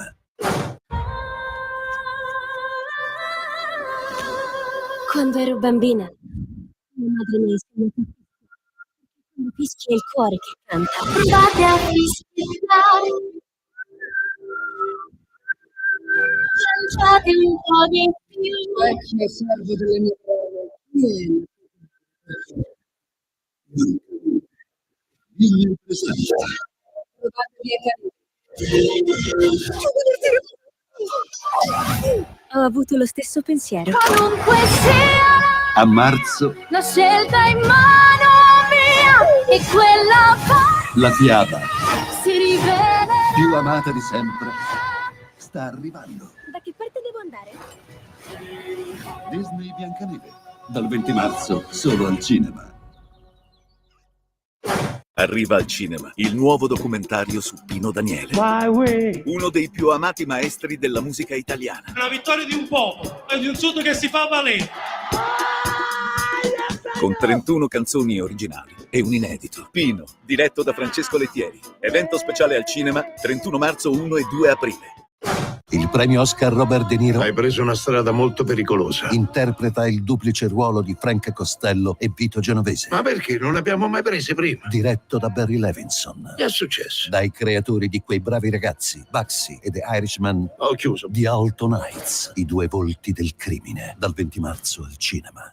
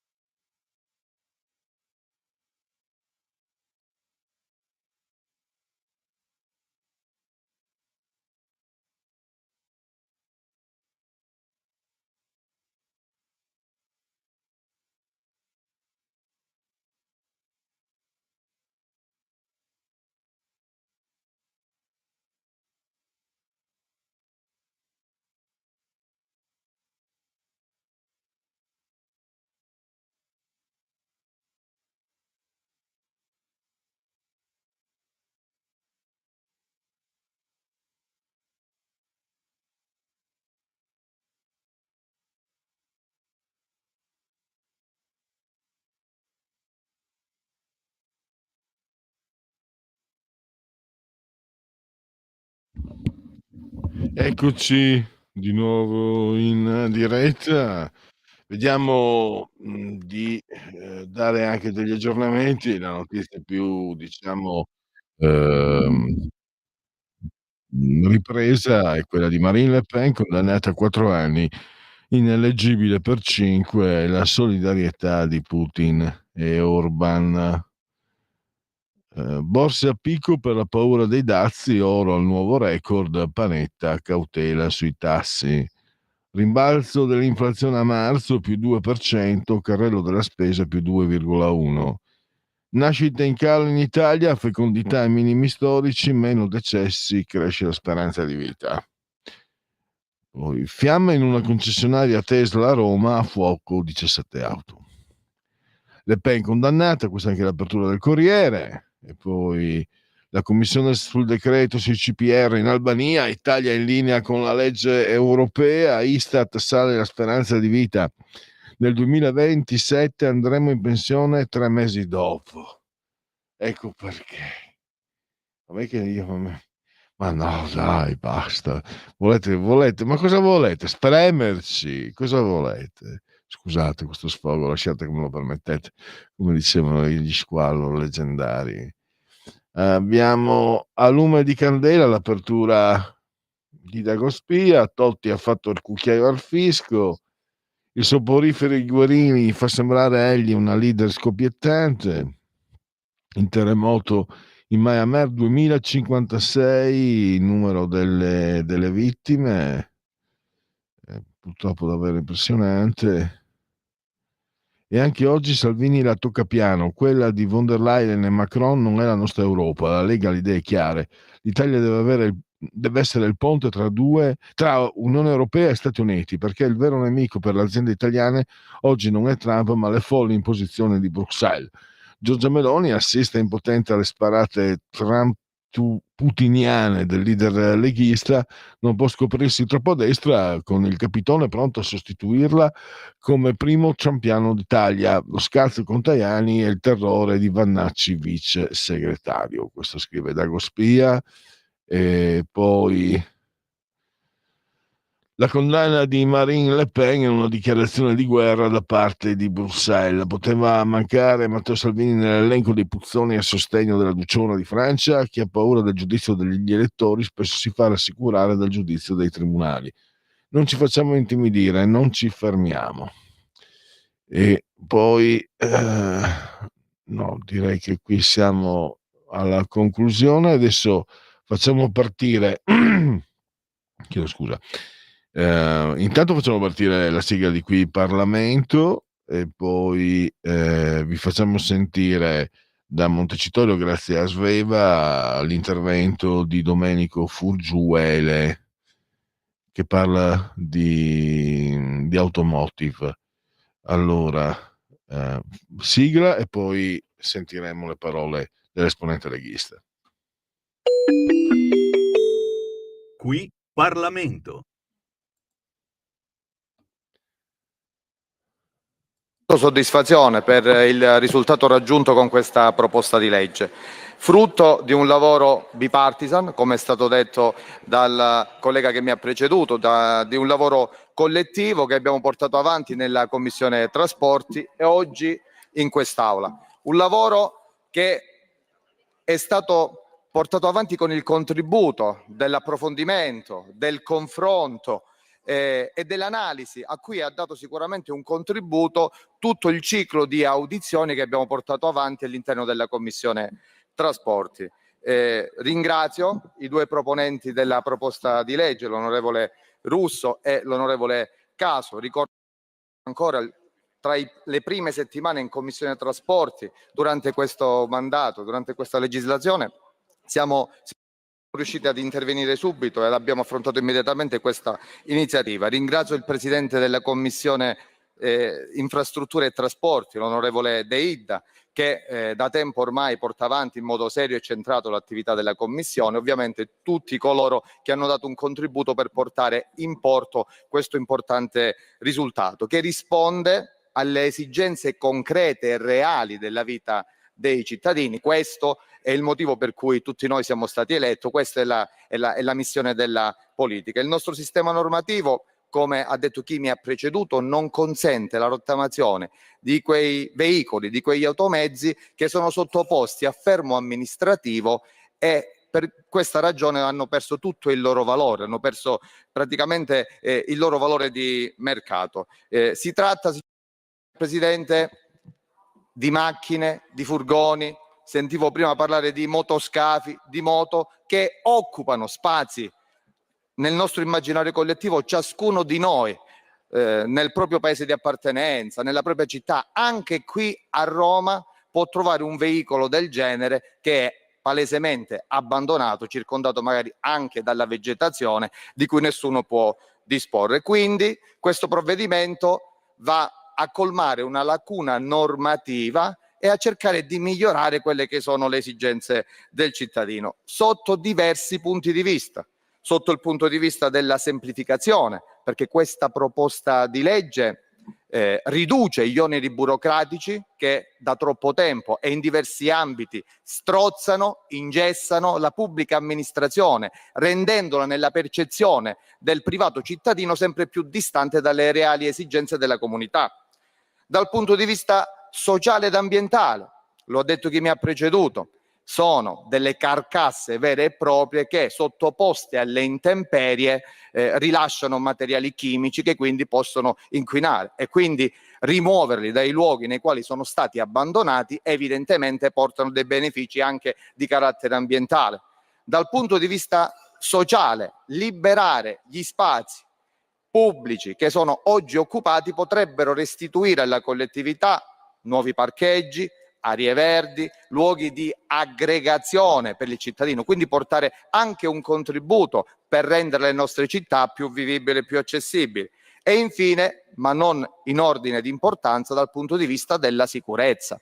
Questi mezzi abbandonati, 3 milioni e mezzo di veicoli abbandonati sul nostro territorio, possono essere anche motivo di pericolo per gli altri utenti della strada, e dunque rimuoverli vuol dire ridurre questi rischi. La proposta dunque è un ulteriore importante tassello in un percorso che impegna questo governo nella direzione di portare maggiore sicurezza sulle nostre strade, un percorso che noi abbiamo portato avanti sempre in Commissione Trasporti con la riforma del codice della strada, fortemente voluta dal ministro Salvini, dalla maggioranza tutti, che va in questa direzione.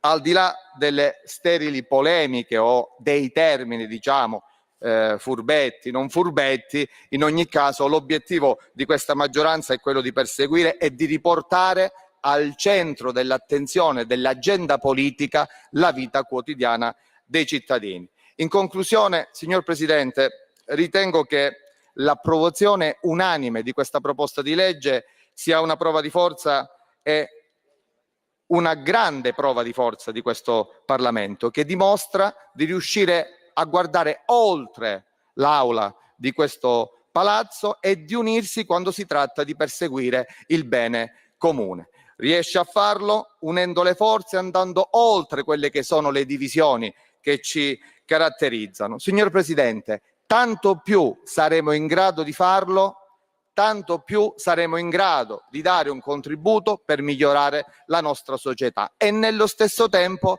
saremo in grado anche di restituire prestigio e dignità alla politica e alle istituzioni. Per tutte queste ragioni, signor Presidente, a nome della Lega annuncio voto favorevole a questa proposta di legge.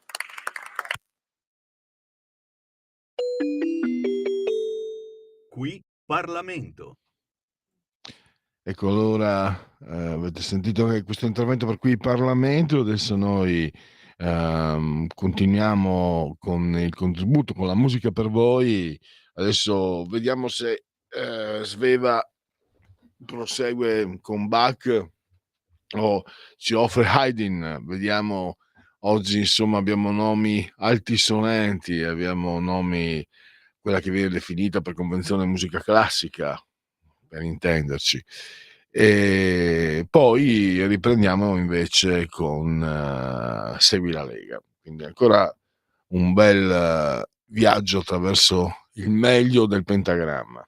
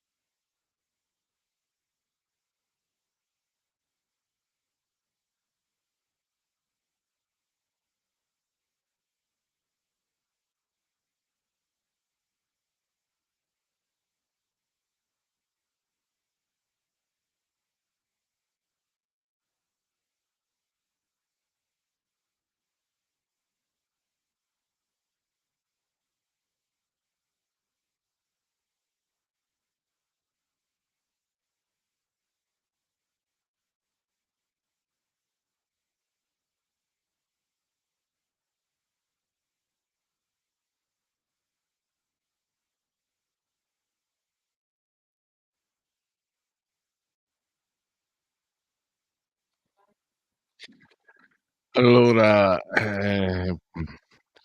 sì, scatta quando la prossima volta porto io dei CD. Ma abbiamo ancora i lettori CD? Funzionano ancora? Ho paura di no. Forse quello del computer, perché per comodità usiamo Skype solo sì, YouTube, solo che YouTube dopo un tot di minuti ti fa partire automaticamente la pubblicità. Peccato, non si interrompe un'emozione. Ve la ricordate la campagna per togliere la pubblicità dei film? Era una campagna del DS si chiamavano, avevano mandato avanti i Veltroni, c'era stato anche un referendum. Io l'avevo votata per togliere la pubblicità. Sì, sì, sì. Ho votato coi DS, ho votato con la sinistra 30 anni fa o giù di lì, era il 95 credo, proprio 30 anni fa, perché non si interrompe un'emozione. Un film con la pubblicità non la seconda cosa che mi dà più fastidio, perché sono affari miei, non vedo perché a voi cosa interessi, le risate sottofondo, così false, così pensate ha fatto una un viso molto significativo anche Sveva, che è molto giovane. Pensa Sveva, mi fa piacere, perché io poi chiedono anche i tuoi genitori, noi facciamo parte di quella generazione che fino a un certo punto vedeva fino agli anni '70 vedeva, anche i telefilm comici, le trasmissioni normalmente. Poi a un certo punto è cominciato ad arrivare questa porcheria che fu presa da Canale 5, dalle reti Mediaset, inutile perché costavano poco, questi telefilm costavano poco, e cominciò le sitcom con le risate in sottofondo. Perché è un peccato, perché c'era una serie che è sempre piaciuta, arrivò più tardi a Mediaset, prima la usa per esempio da me la trasmetteva Telefriuli addirittura, figurati. I Jefferson, che sono Wheezy! Sono simpaticissimi, ma perché le risate in sottofondo? Perché devi mettere le risate in sottofondo? Non lo sopporto. E poi naturalmente i film con la pubblicità in mezzo, che poi che lo faccia Mediaset, ma dopo lo fa anche la Rai, che però mi porta via i soldi dalla bolletta. Come la mettiamo? La mettiamo che è meglio seguire la Lega, signori miei, e quindi non si sbaglia mai. Vai con la sigla. Segui la Lega è una trasmissione realizzata in convenzione con La Lega per Salvini Premier. Naturalmente linea è sempre aperta se volete intervenire, mandare WhatsApp, eccetera. Segui la Lega prima che la Lega segua te alla Marciana o seguisca te alla Pellegrina. Sono sul sito legaonline.it, che sta scritto legaonline.it. Qui si possono fare davvero tante cose. Una molto importante è la firma, fate sentire la vostra voce, difendiamo chi difende gli italiani, e la raccolta firme per la proposta della Lega nel DDL sicurezza. Raccolta firme a sostegno delle forze dell'ordine, e anche naturalmente le proposte leghiste nel DDL sicurezza. Sempre al loro fianco per la nostra sicurezza, difendiamo chi difende gli italiani, quindi questo è un modo per farvi sentire anche, ve l'ho detto, con anche la legge quella sugli sgomberi, che permette di cacciare in tempo reale, insomma, le persone, quelle inqualificabili persone che occupano la casa, magari soprattutto degli anziani e dei fragili, degli indifesi. Poi abbiamo è lunedì, ma cominciamo, magari è presto per pensarci, ma intanto le feste della Lega, cioè il calendario delle feste della Lega, che è un momento di aggregazione molto, molto importante, che fa parte proprio del DNA leghista. Le feste sono sempre state considerate molto importanti, perché poi partecipano anche esponenti politici, quindi c'è convivialità politica, ci si conosce, eccetera. Poi abbiamo invece la campagna di tesseramento. Potete iscrivervi anche da questo sito. È molto facile, è molto semplice, si versano 10 euro. Lo si può fare anche tramite PayPal, PayPal, senza nemmeno che vi sia la necessità che voi siate iscritti a PayPal, PayPal. Poi vi verrà chiesto il codice fiscale, vi verranno chiesti altri dati e infine vi verrà recapitata la magione per via postale, ma se di mezzo ci sono Poste Italiane, io raccomando, per esperienza diretta personale, ampi, profondi, prodigiosi, calorosi gesti apotropaici alle femminucce, ai maschietti e a tutti i sessi previsti e anche a quelli non previsti, perché io sono molto inclusivo, la tessera Lega Salvini Premier. È così che va le cose. Poi abbiamo il momento che io amo definire di autodeterminazione civica. Il 2 per 1000 sono soldi dello Stato, però noi abbiamo questa facoltà, possiamo dirgli dove spenderli, in che direzione spenderli. Questo è un redazionale della Lega, quindi noi davvero col sorriso sulle labbra vi indichiamo il D43, cioè vi indichiamo la Lega. Il tuo sostegno vale il 2 per 1000, scelta libera a difesa dell'Italia in Europa. Nella tua dichiarazione dei redditi scrivi D43, non ti costa nulla, assolutamente, questo è il dato, diciamo, fondamentale. Basta appunto scrivere D43 nel 2 per 1000. D di Domodossola, 4 Cavalieri dell'Apocalisse, 3 invece sempre e comunque il numero perfetto. E adesso andiamo a scoprire le apparizioni radio-televisive di loro, degli eroi della Lega, i suoi politici.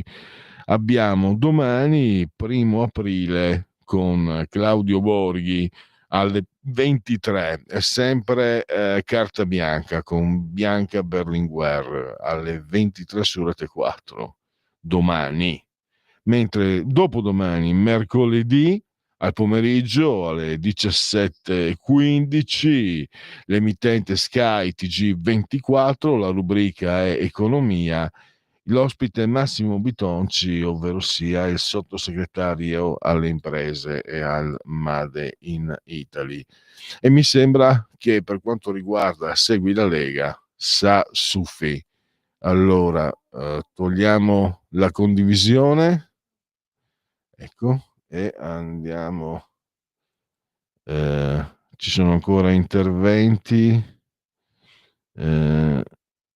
Allora, dobbiamo armarci contro l'Islam che abbiamo qui, se non cominceranno i nostri politici della maggioranza a liberare tutte le città di quei fanatici che bruciano le foto del nostro Presidente del Consiglio, dei finti imam che vogliono fare dei proseliti per incendiare le comunità islamiche, per la situazione sulla nostra sicurezza, di poter vivere da liberi cittadini della nostra Italia, liberi di poter circolare nuovamente in sicurezza e stare nelle nostre strade, nelle nostre città, rimandando a casa chi decide di non sentirsi italiano o parte, diciamo, del sistema legislativo italiano, ostacolando una convivenza pacifica con il resto del popolo cristiano. E poi altro che armarsi contro il popolo russo, il suo presidente. Viva Putin! E poi chiediamo un aiuto alla Russia cristiana ortodossa. Io leggo senza filtri né censure, do la risposta, però trovo un Sioran, che tra l'altro era rumeno, quindi eccola qua. Se siete teologi o cinici si può sopportare la storia, ma chi crede nell'uomo e nella ragione, come fa a non impazzire di delusione, a mantenere l'equilibrio davanti alla continua smentita dei fatti? Facendo appello a Dio o al disgusto, invece, è facile cavarsela nel divenire. L'oscillazione tra teologia e cinismo è la sola soluzione alla portata delle anime ferite. Abbastanza direi articolato.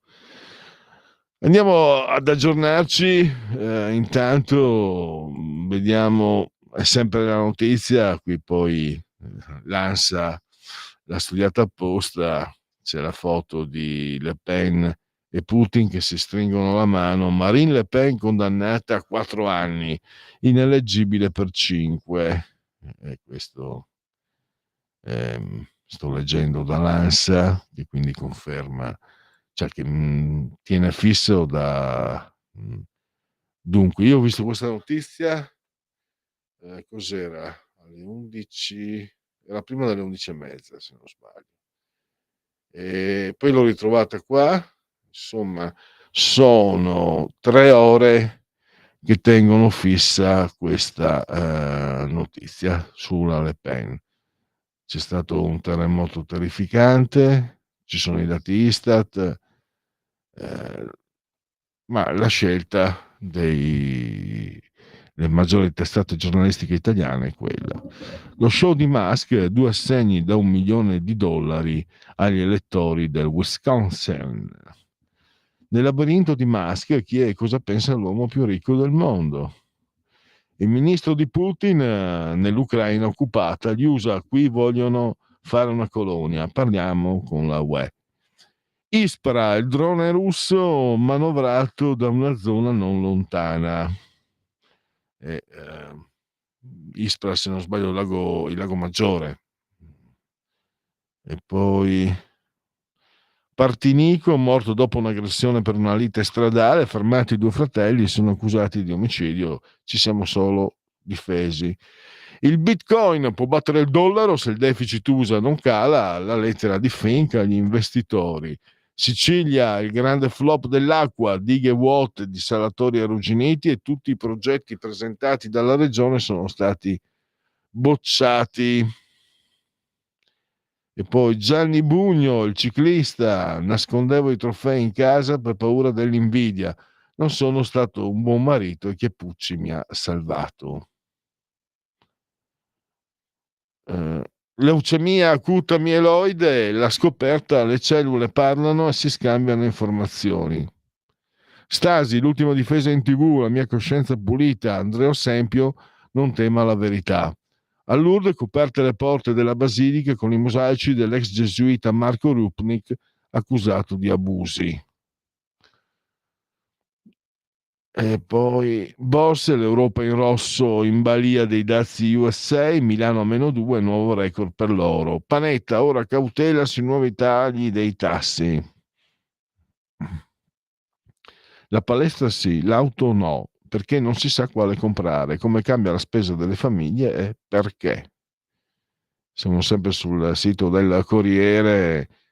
Passaporti e carte d'identità, ritocchi alla normativa, ecco le nuove misure di sicurezza. Ecco qua, Poste Italiane, da oggi più caro spedire lettere, pacchi e ricevere multe, come cambiano le tariffe. Quindi piove sul bagnato, decisamente. Sempre Marine Le Pen, ovviamente, che apre da 3 ore ormai i principali le principali agenzie di informazione. Poi c'è Musk con un cappello al formaggio, a forma di formaggio. E poi c'è che siamo arrivati alle 14:30, quindi ci fermiamo per qualche minuto perché poi riprenderemo parlando dei palestinesi che stanno protestando sulla striscia di Gaza contro Hamas.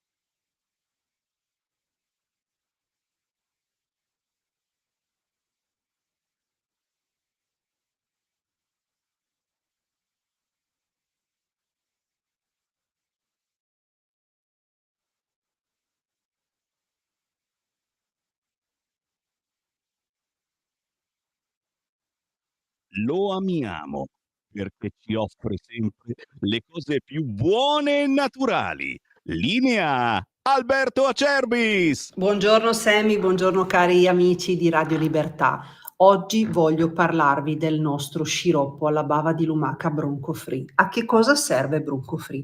Serve per tutti i processi alterati delle vie respiratorie. Avete presente quando abbiamo quel senso di pesantezza sullo stomaco, quando sentiamo che abbiamo la tosse secca, oppure quando abbiamo quella fastidiosissima tosse grassa che non ci fa dormire la notte e il nostro medico ci prescrive un mucolitico. Ecco, Bronco Free è un mucolitico perché contiene appunto la bava di lumaca, gli enzimi litici che aiutano proprio a fluidificare il catarro, favorirne l'espettorazione e riuscire veramente a uscire molto più facilmente da tutte le problematiche respiratorie che noi abbiamo, soprattutto in questa stagione. Mi rivolgo anche a chi è fumatore e quindi deve convivere tutto l'anno con la tosse. Bronco Free è la soluzione ai vostri problemi. Oggi voglio farvi un'offerta straordinaria. Bronco Free potete provarne anche solo un flacone, 24 euro. In questo caso ci sono le spese di trasporto, ma la grande offerta oggi per voi è questa: 3 flaconi di Bronco Free a 59 euro. E se dite ascolto Radio Libertà, voi non pagate la spesa di trasporto. E se aggiungete dicendo ho sentito la pubblicità che ha fatto Miriam stamattina in radio, avete anche un omaggio da parte mia. È davvero Bronco Free la soluzione a tutte le problematiche respiratorie. Pensiamo anche ai nostri bambini, i nostri nipotini, li accompagniamo a scuola e il giorno dopo tornano, sono già pieni di tosse, pieni di raffreddore. Ecco, in tutte queste situazioni Bronco Free. All'interno trovate un bugiardino per capire bene come si utilizza. Vi ricordo che è senza glutine e senza lattosio. Come fare per prenotarlo? 030 68 40 408, ripeto 030 68 40 408. Vi aspetto, ciao a tutti.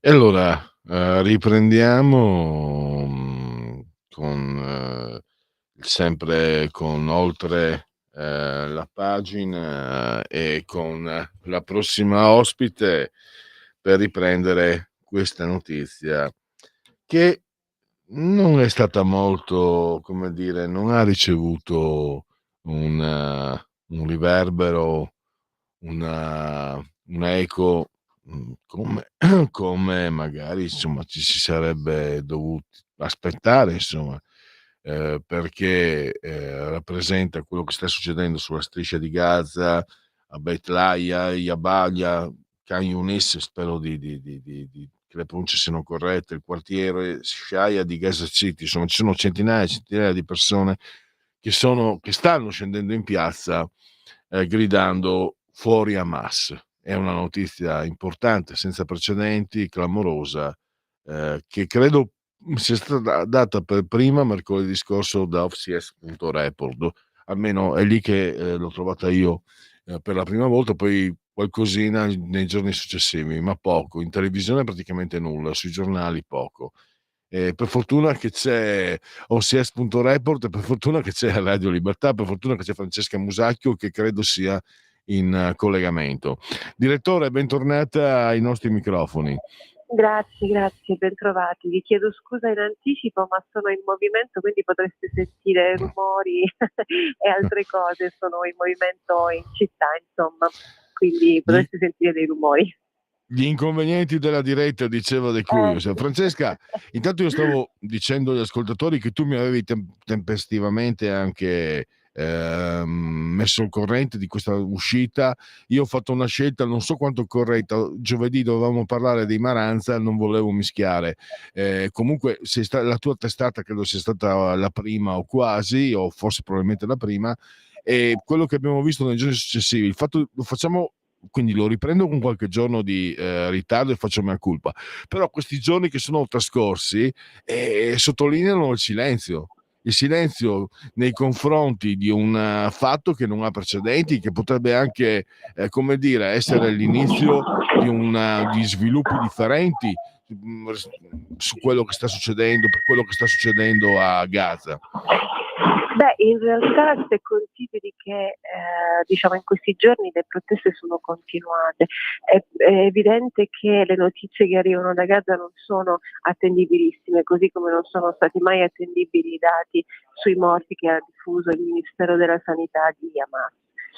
Però proteste ce ne sono ancora, sono alcune famiglie, alcuni clan che gestiscono in realtà, clan nel senso non negativo, positivo, insomma, alcune famiglie che gestiscono queste rivolte, che però alcune delle quali, da alcune informazioni che sono trapelate, sarebbero state anche, come dire, sedate, mettiamola così, represse con la violenza e con il sangue da Hamas, che oggi ha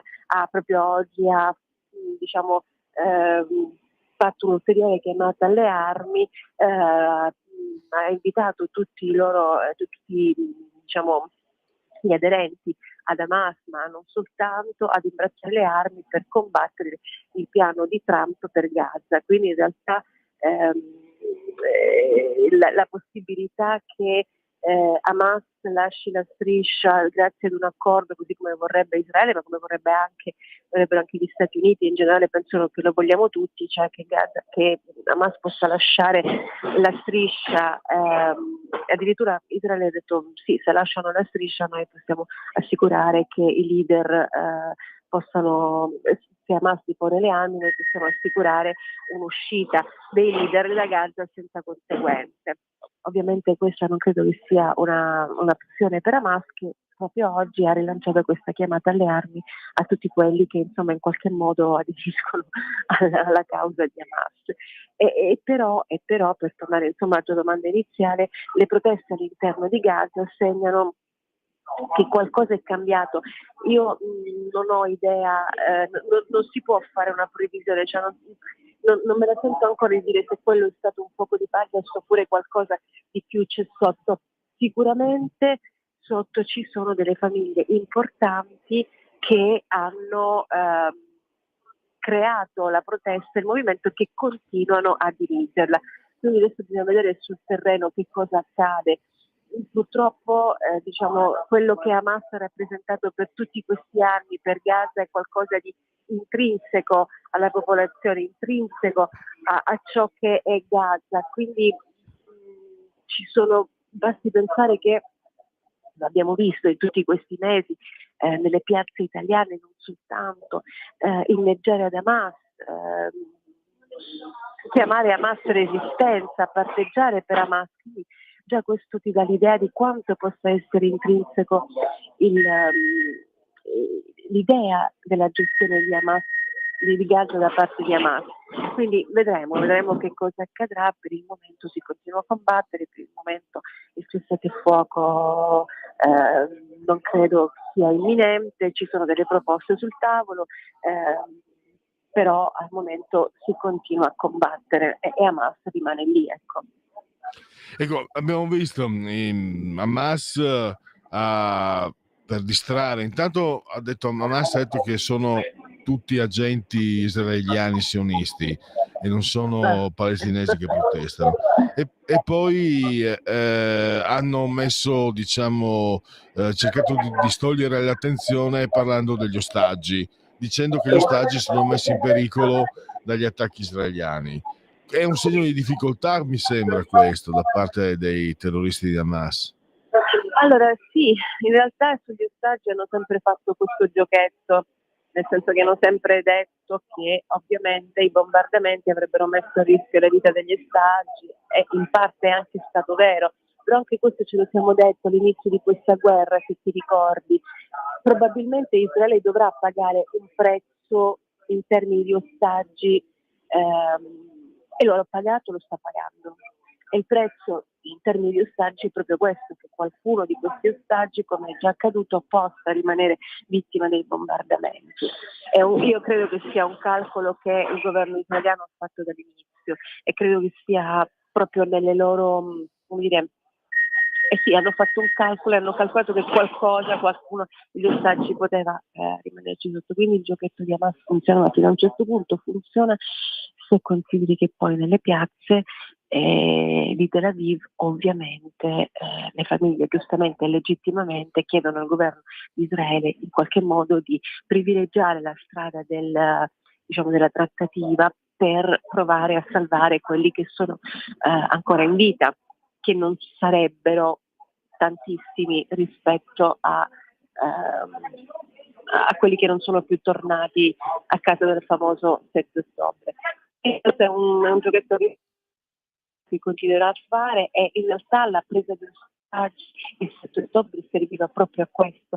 Non sarebbe bastato un bombardamento su Israele senza la presa di ostaggi, perché non avrebbero avuto merce di scambio, e in tutto questo anno e mezzo di guerra ormai è stato chiaro che la presa degli ostaggi è stato fondamentale nella strategia di Hamas, e quindi continuano ad usarla, ovviamente. Francesca, un altro spunto nella ricostruzione che hai fatto, che possono leggere anche gli ascoltatori su CS.report, cosa sta facendo Israele? Allora, noi vediamo che spesso si sottolinea con enfasi le proteste delle opposizioni in Israele, e invece mi sembra che ci sono, segno anche che forse c'è un po' di democrazia in Israele, nonostante quello che si pensi. Però Netanyahu va avanti, mi sembra sia più risoluto, cioè lì mi viene in mente un po' quello che ci hanno raccontato con Putin e l'Ucraina, cioè Putin che doveva durare sì e no 15 giorni, oppure c'erano quelli che dicevano che Putin avrebbe preso l'Ucraina in un fine settimana.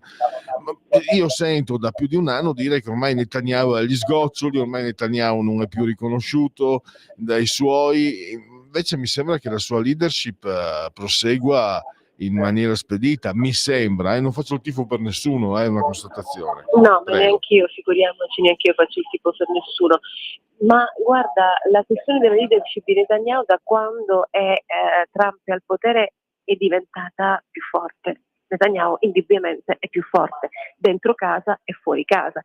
Poi è chiaro, i problemi interni ci sono sempre stati, però l'errore che spesso si fa nel guardando, in questo caso Israele, non si capisce effettivamente bene qual è lo spirito vero degli ebrei e degli israeliani. È chiaro che ci sono delle persone che non vedono di buon occhio Netanyahu, che non vedono di buon occhio la guerra a Gaza, ma sono una minoranza rispetto al resto della popolazione israeliana, perché altrimenti, se fosse stato diversamente, probabilmente avremmo avuto un diverso, e invece così non è stato. Quindi, al netto delle proteste che sono tutte però finalizzate alla richiesta della liberazione degli ostaggi, dopodiché all'interno al momento Netanyahu sta ancora lì, e credo che andrà avanti anche se ci sono delle analisi secondo le quali Netanyahu sta portando avanti questa guerra per suo per suo puro interesse politico e personale, perché una volta finita questa guerra lui evidentemente finirebbe di avere il potere di essere primo ministro e via discorrendo. Non sono esattamente convinta di questo, lui ha dei problemi giudiziari ovviamente che deve risolvere, però Israele alla sua integrità, alla sua sicurezza, alla sua autonomia ci tiene a prescindere dal leader che in quel momento occupa la Knesset. Quindi probabilmente Netanyahu andrà avanti ancora un po'. Sì. Il ministro degli esteri Israel Katz, che aveva proprio preannunciato nuove annessioni, quindi diciamo che c'è un intento ancora piuttosto aggressivo da parte del governo israeliano.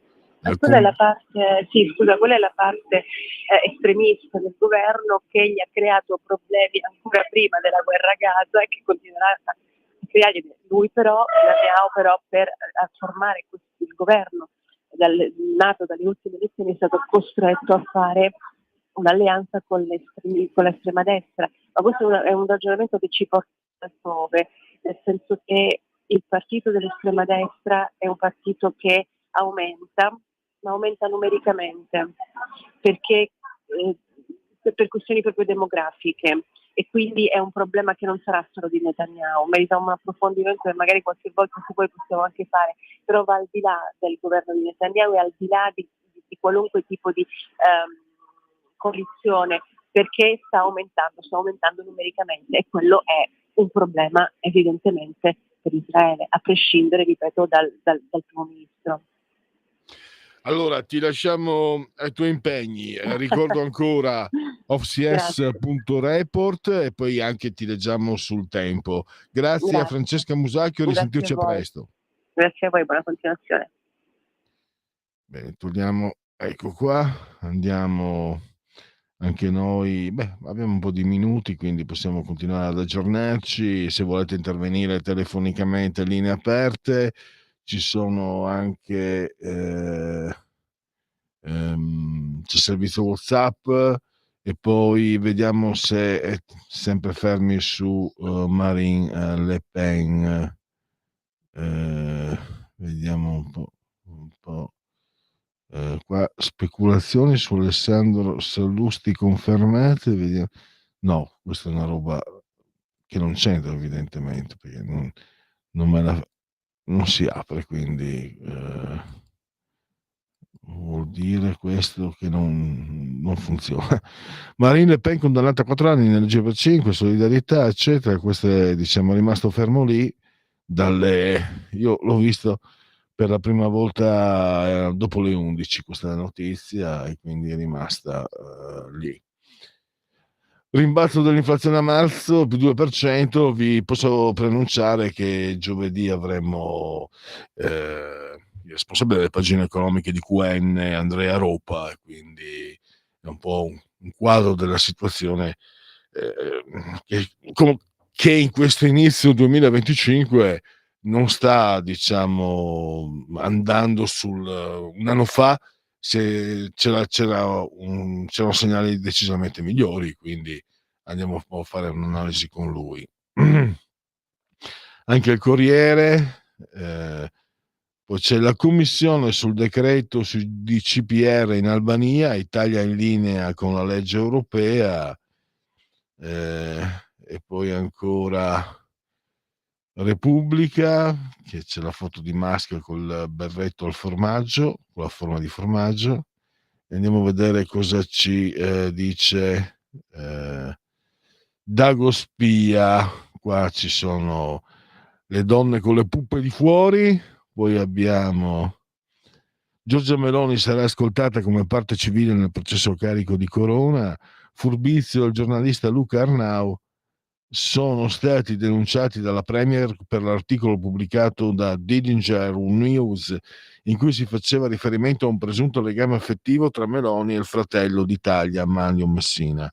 Il deputato di Fratelli d'Italia non si può inventare una notizia di sana pianta solo per fare follower, non si gioca con la vita delle persone sposate che hanno figli. Come tutte le rivoluzioni, anche l'intelligenza artificiale finisce in commedia. Le persone usano ChatGPT solo per fare meme. OpenAI è stata costretta a limitare la generazione di immagini con il software di intelligenza artificiale per via delle centinaia di migliaia di richieste di ritratti in stile Studio Ghibli che fanno inorridire Hayao Miyazaki. Il CEO Sam Altman: rallentate, abbiamo bisogno di riposare, le nostre GPU si stanno fondendo. Quindi le nostre, sarà CPU, credo. Vediamo un po' anche ulteriori notizie. Sempre da Gospia. Vediamo. Ecco, questo. Gli ammiccamenti tra Calenda e Meloni agitano la maggioranza. Forza Italia respinge al mittente la proposta del leader di Azione di mettere insieme le forze moderate e dare a Fratelli d'Italia un'alternativa alla Lega. Non romperemo mai il centrodestra fondato da Berlusconi. Se qualcuno vuole aggiungersi, ben venga. Dietro l'intesa tra la Ducetta e Churchill dei Parioli ci sarebbe un accordo sulla futura legge elettorale proporzionale che farebbe il gioco di un terzo polo. Calenda contro Conte. Vogliamo cancellare il tuo modo di fare politica fondato sul trasformismo e sul populismo. La Gentiloni a Crosetto, chi c'era al congresso di Azione. Quando le ginneste non riuscivano a fare un esercizio dovevano togliersi una parte dei vestiti e alla fine rimanevano in mutande. Delle nuove intercettazioni scuotono il mondo della ginnastica artistica italiana. La coach Olga Tiscina, assistente di Emanuela Maccarani, racconta a una collega che alla palestra di Fabriano l'allenatrice Julieta Cantaluppi maltrattava le atlete. Le chiudeva in uno stanzino piccolo, freddo, senza telefoni, senza nulla, perché si allenavano male. Le metteva in punizione, stavano sedute per terra. Quindi vediamo ciclicamente torna questo caso. Prodi doveva dare un calcio ben assestato negli stinchi della giornalista. Senti qua. La sparata del giorno l'ha fatta Angelo Dieni, consigliere del Partito Democratico al comune di Valsamoggia, in provincia di Bologna. Secondo Dieni, Prodi non si doveva limitare a tirare i capelli di Lavinia Orefici. Le sue parole hanno scatenato un putiferio. L'attacco della Lega, dice, è una mancanza di rispetto nei confronti di tutte le donne, che di fatti sono state... Eccolo qua. Aspetta, no, questo qua merita... Per carità, noi non... oltre la radio sì, oltre la pagina no, io ho i miei 37-38, ma è giusto che anche i miei 37-38 ascoltatori condividano. Se puoi mettere in condivisione, ecco, questo Sveva, questo signore che è del PD, e non è colpa mia se è del PD, ha detto che il suo idolo Romano Prodi doveva prendere a calci negli stinchi la giornalista, doveva darle un calcio ben assestato negli stinchi. Questo è un consigliere comunale, Valsamoggia non credo neanche sia proprio un paesotto di quelli piccoli, poi Bologna, quindi è un piddino della più bella acqua, proprio puro sangue, come se fosse uno di Gallarate, un leghista di Gallarate, grosso modo, dico occhio e croce, no? Perché l'epicentro della sinistra italiana è Bologna, così come quello del leghismo lombardo, se non altro è Varese. E questo è questo signore che secondo me merita di essere ricordato e anche citato, perché per lui una donna che fa il suo lavoro e che intervista un personaggio pubblico qual è comunque Romano Prodi, visto che è stato Presidente del Consiglio, è stato 2 volte, per 2 legislature Presidente del Consiglio, è stato Presidente della Commissione Europea, e quindi ci siamo capiti. Allora abbiamo eccolo qua, ecco, Valsamoggia è un comune di 33.000 abitanti, 32.000 abitanti, quindi non è un comune così piccolo. Gorizia, che fa capoluogo, penso ne abbia pochi di più, e quindi è anche, cioè, se il comune fosse piccolo le parole sarebbero comunque gravissime, orrende e schifose, veramente disgustose, ma diciamo che questo signore è esponente di un'area piuttosto popolosa della sinistra italiana. È meglio che non commenti. Totti ha fatto il cucchiaio al fisco. La Procura di Roma ha chiesto l'archiviazione del procedimento che vede indagato l'ex calciatore Francesco Totti per il reato di omessa dichiarazione dell'IVA. La richiesta arriva dopo che l'ex capitano della Roma ha saldato il debito con l'erario da 900.000 euro per il mancato versamento dell'imposta su alcuni spot ed eventi per cui era stato pagato.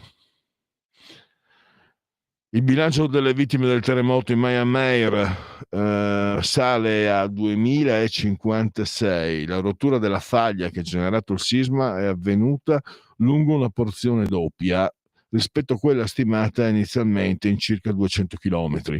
La rottura è stata di almeno 450 km. 4 persone, tra cui una donna incinta e una bambina, sono state tratte in salvo dalle macerie a Mandalay, la città più colpita dalla scossa di magnitudo 7 venerdì. Questo Salvini e van der Leyen l'avevamo già visto. Non sono solo canzonette. We Are the World e Live Aid compiono 40 anni. La canzone eseguita da 45 tra gli artisti più popolari del mondo uscì nel marzo del 1985, diventando il singolo che ha venduto più velocemente nella storia discografica americana. E il critico musicale Luca De Gennaro è stato il momento che ha creato il culto della celebrità. Da un giorno all'altro gli artisti pop sono diventati famosi per essere famosi. Allora andiamo, direi, verso appropinquiamoci verso l'uscita. Ricordo ancora la notizia più gettonata è la condanna a Marine Le Pen. Era le 11, insomma sono quasi 4 ore che sono fermi lì, le principali agenzie, quelle open di nostro riferimento, ma noi invece ci fermiamo ringraziando assolutamente Sveva, magnificamente sulla tolla di comando e in regia tecnica, e ringraziando tutti voi per aver scelto anche oggi Radio Libertà.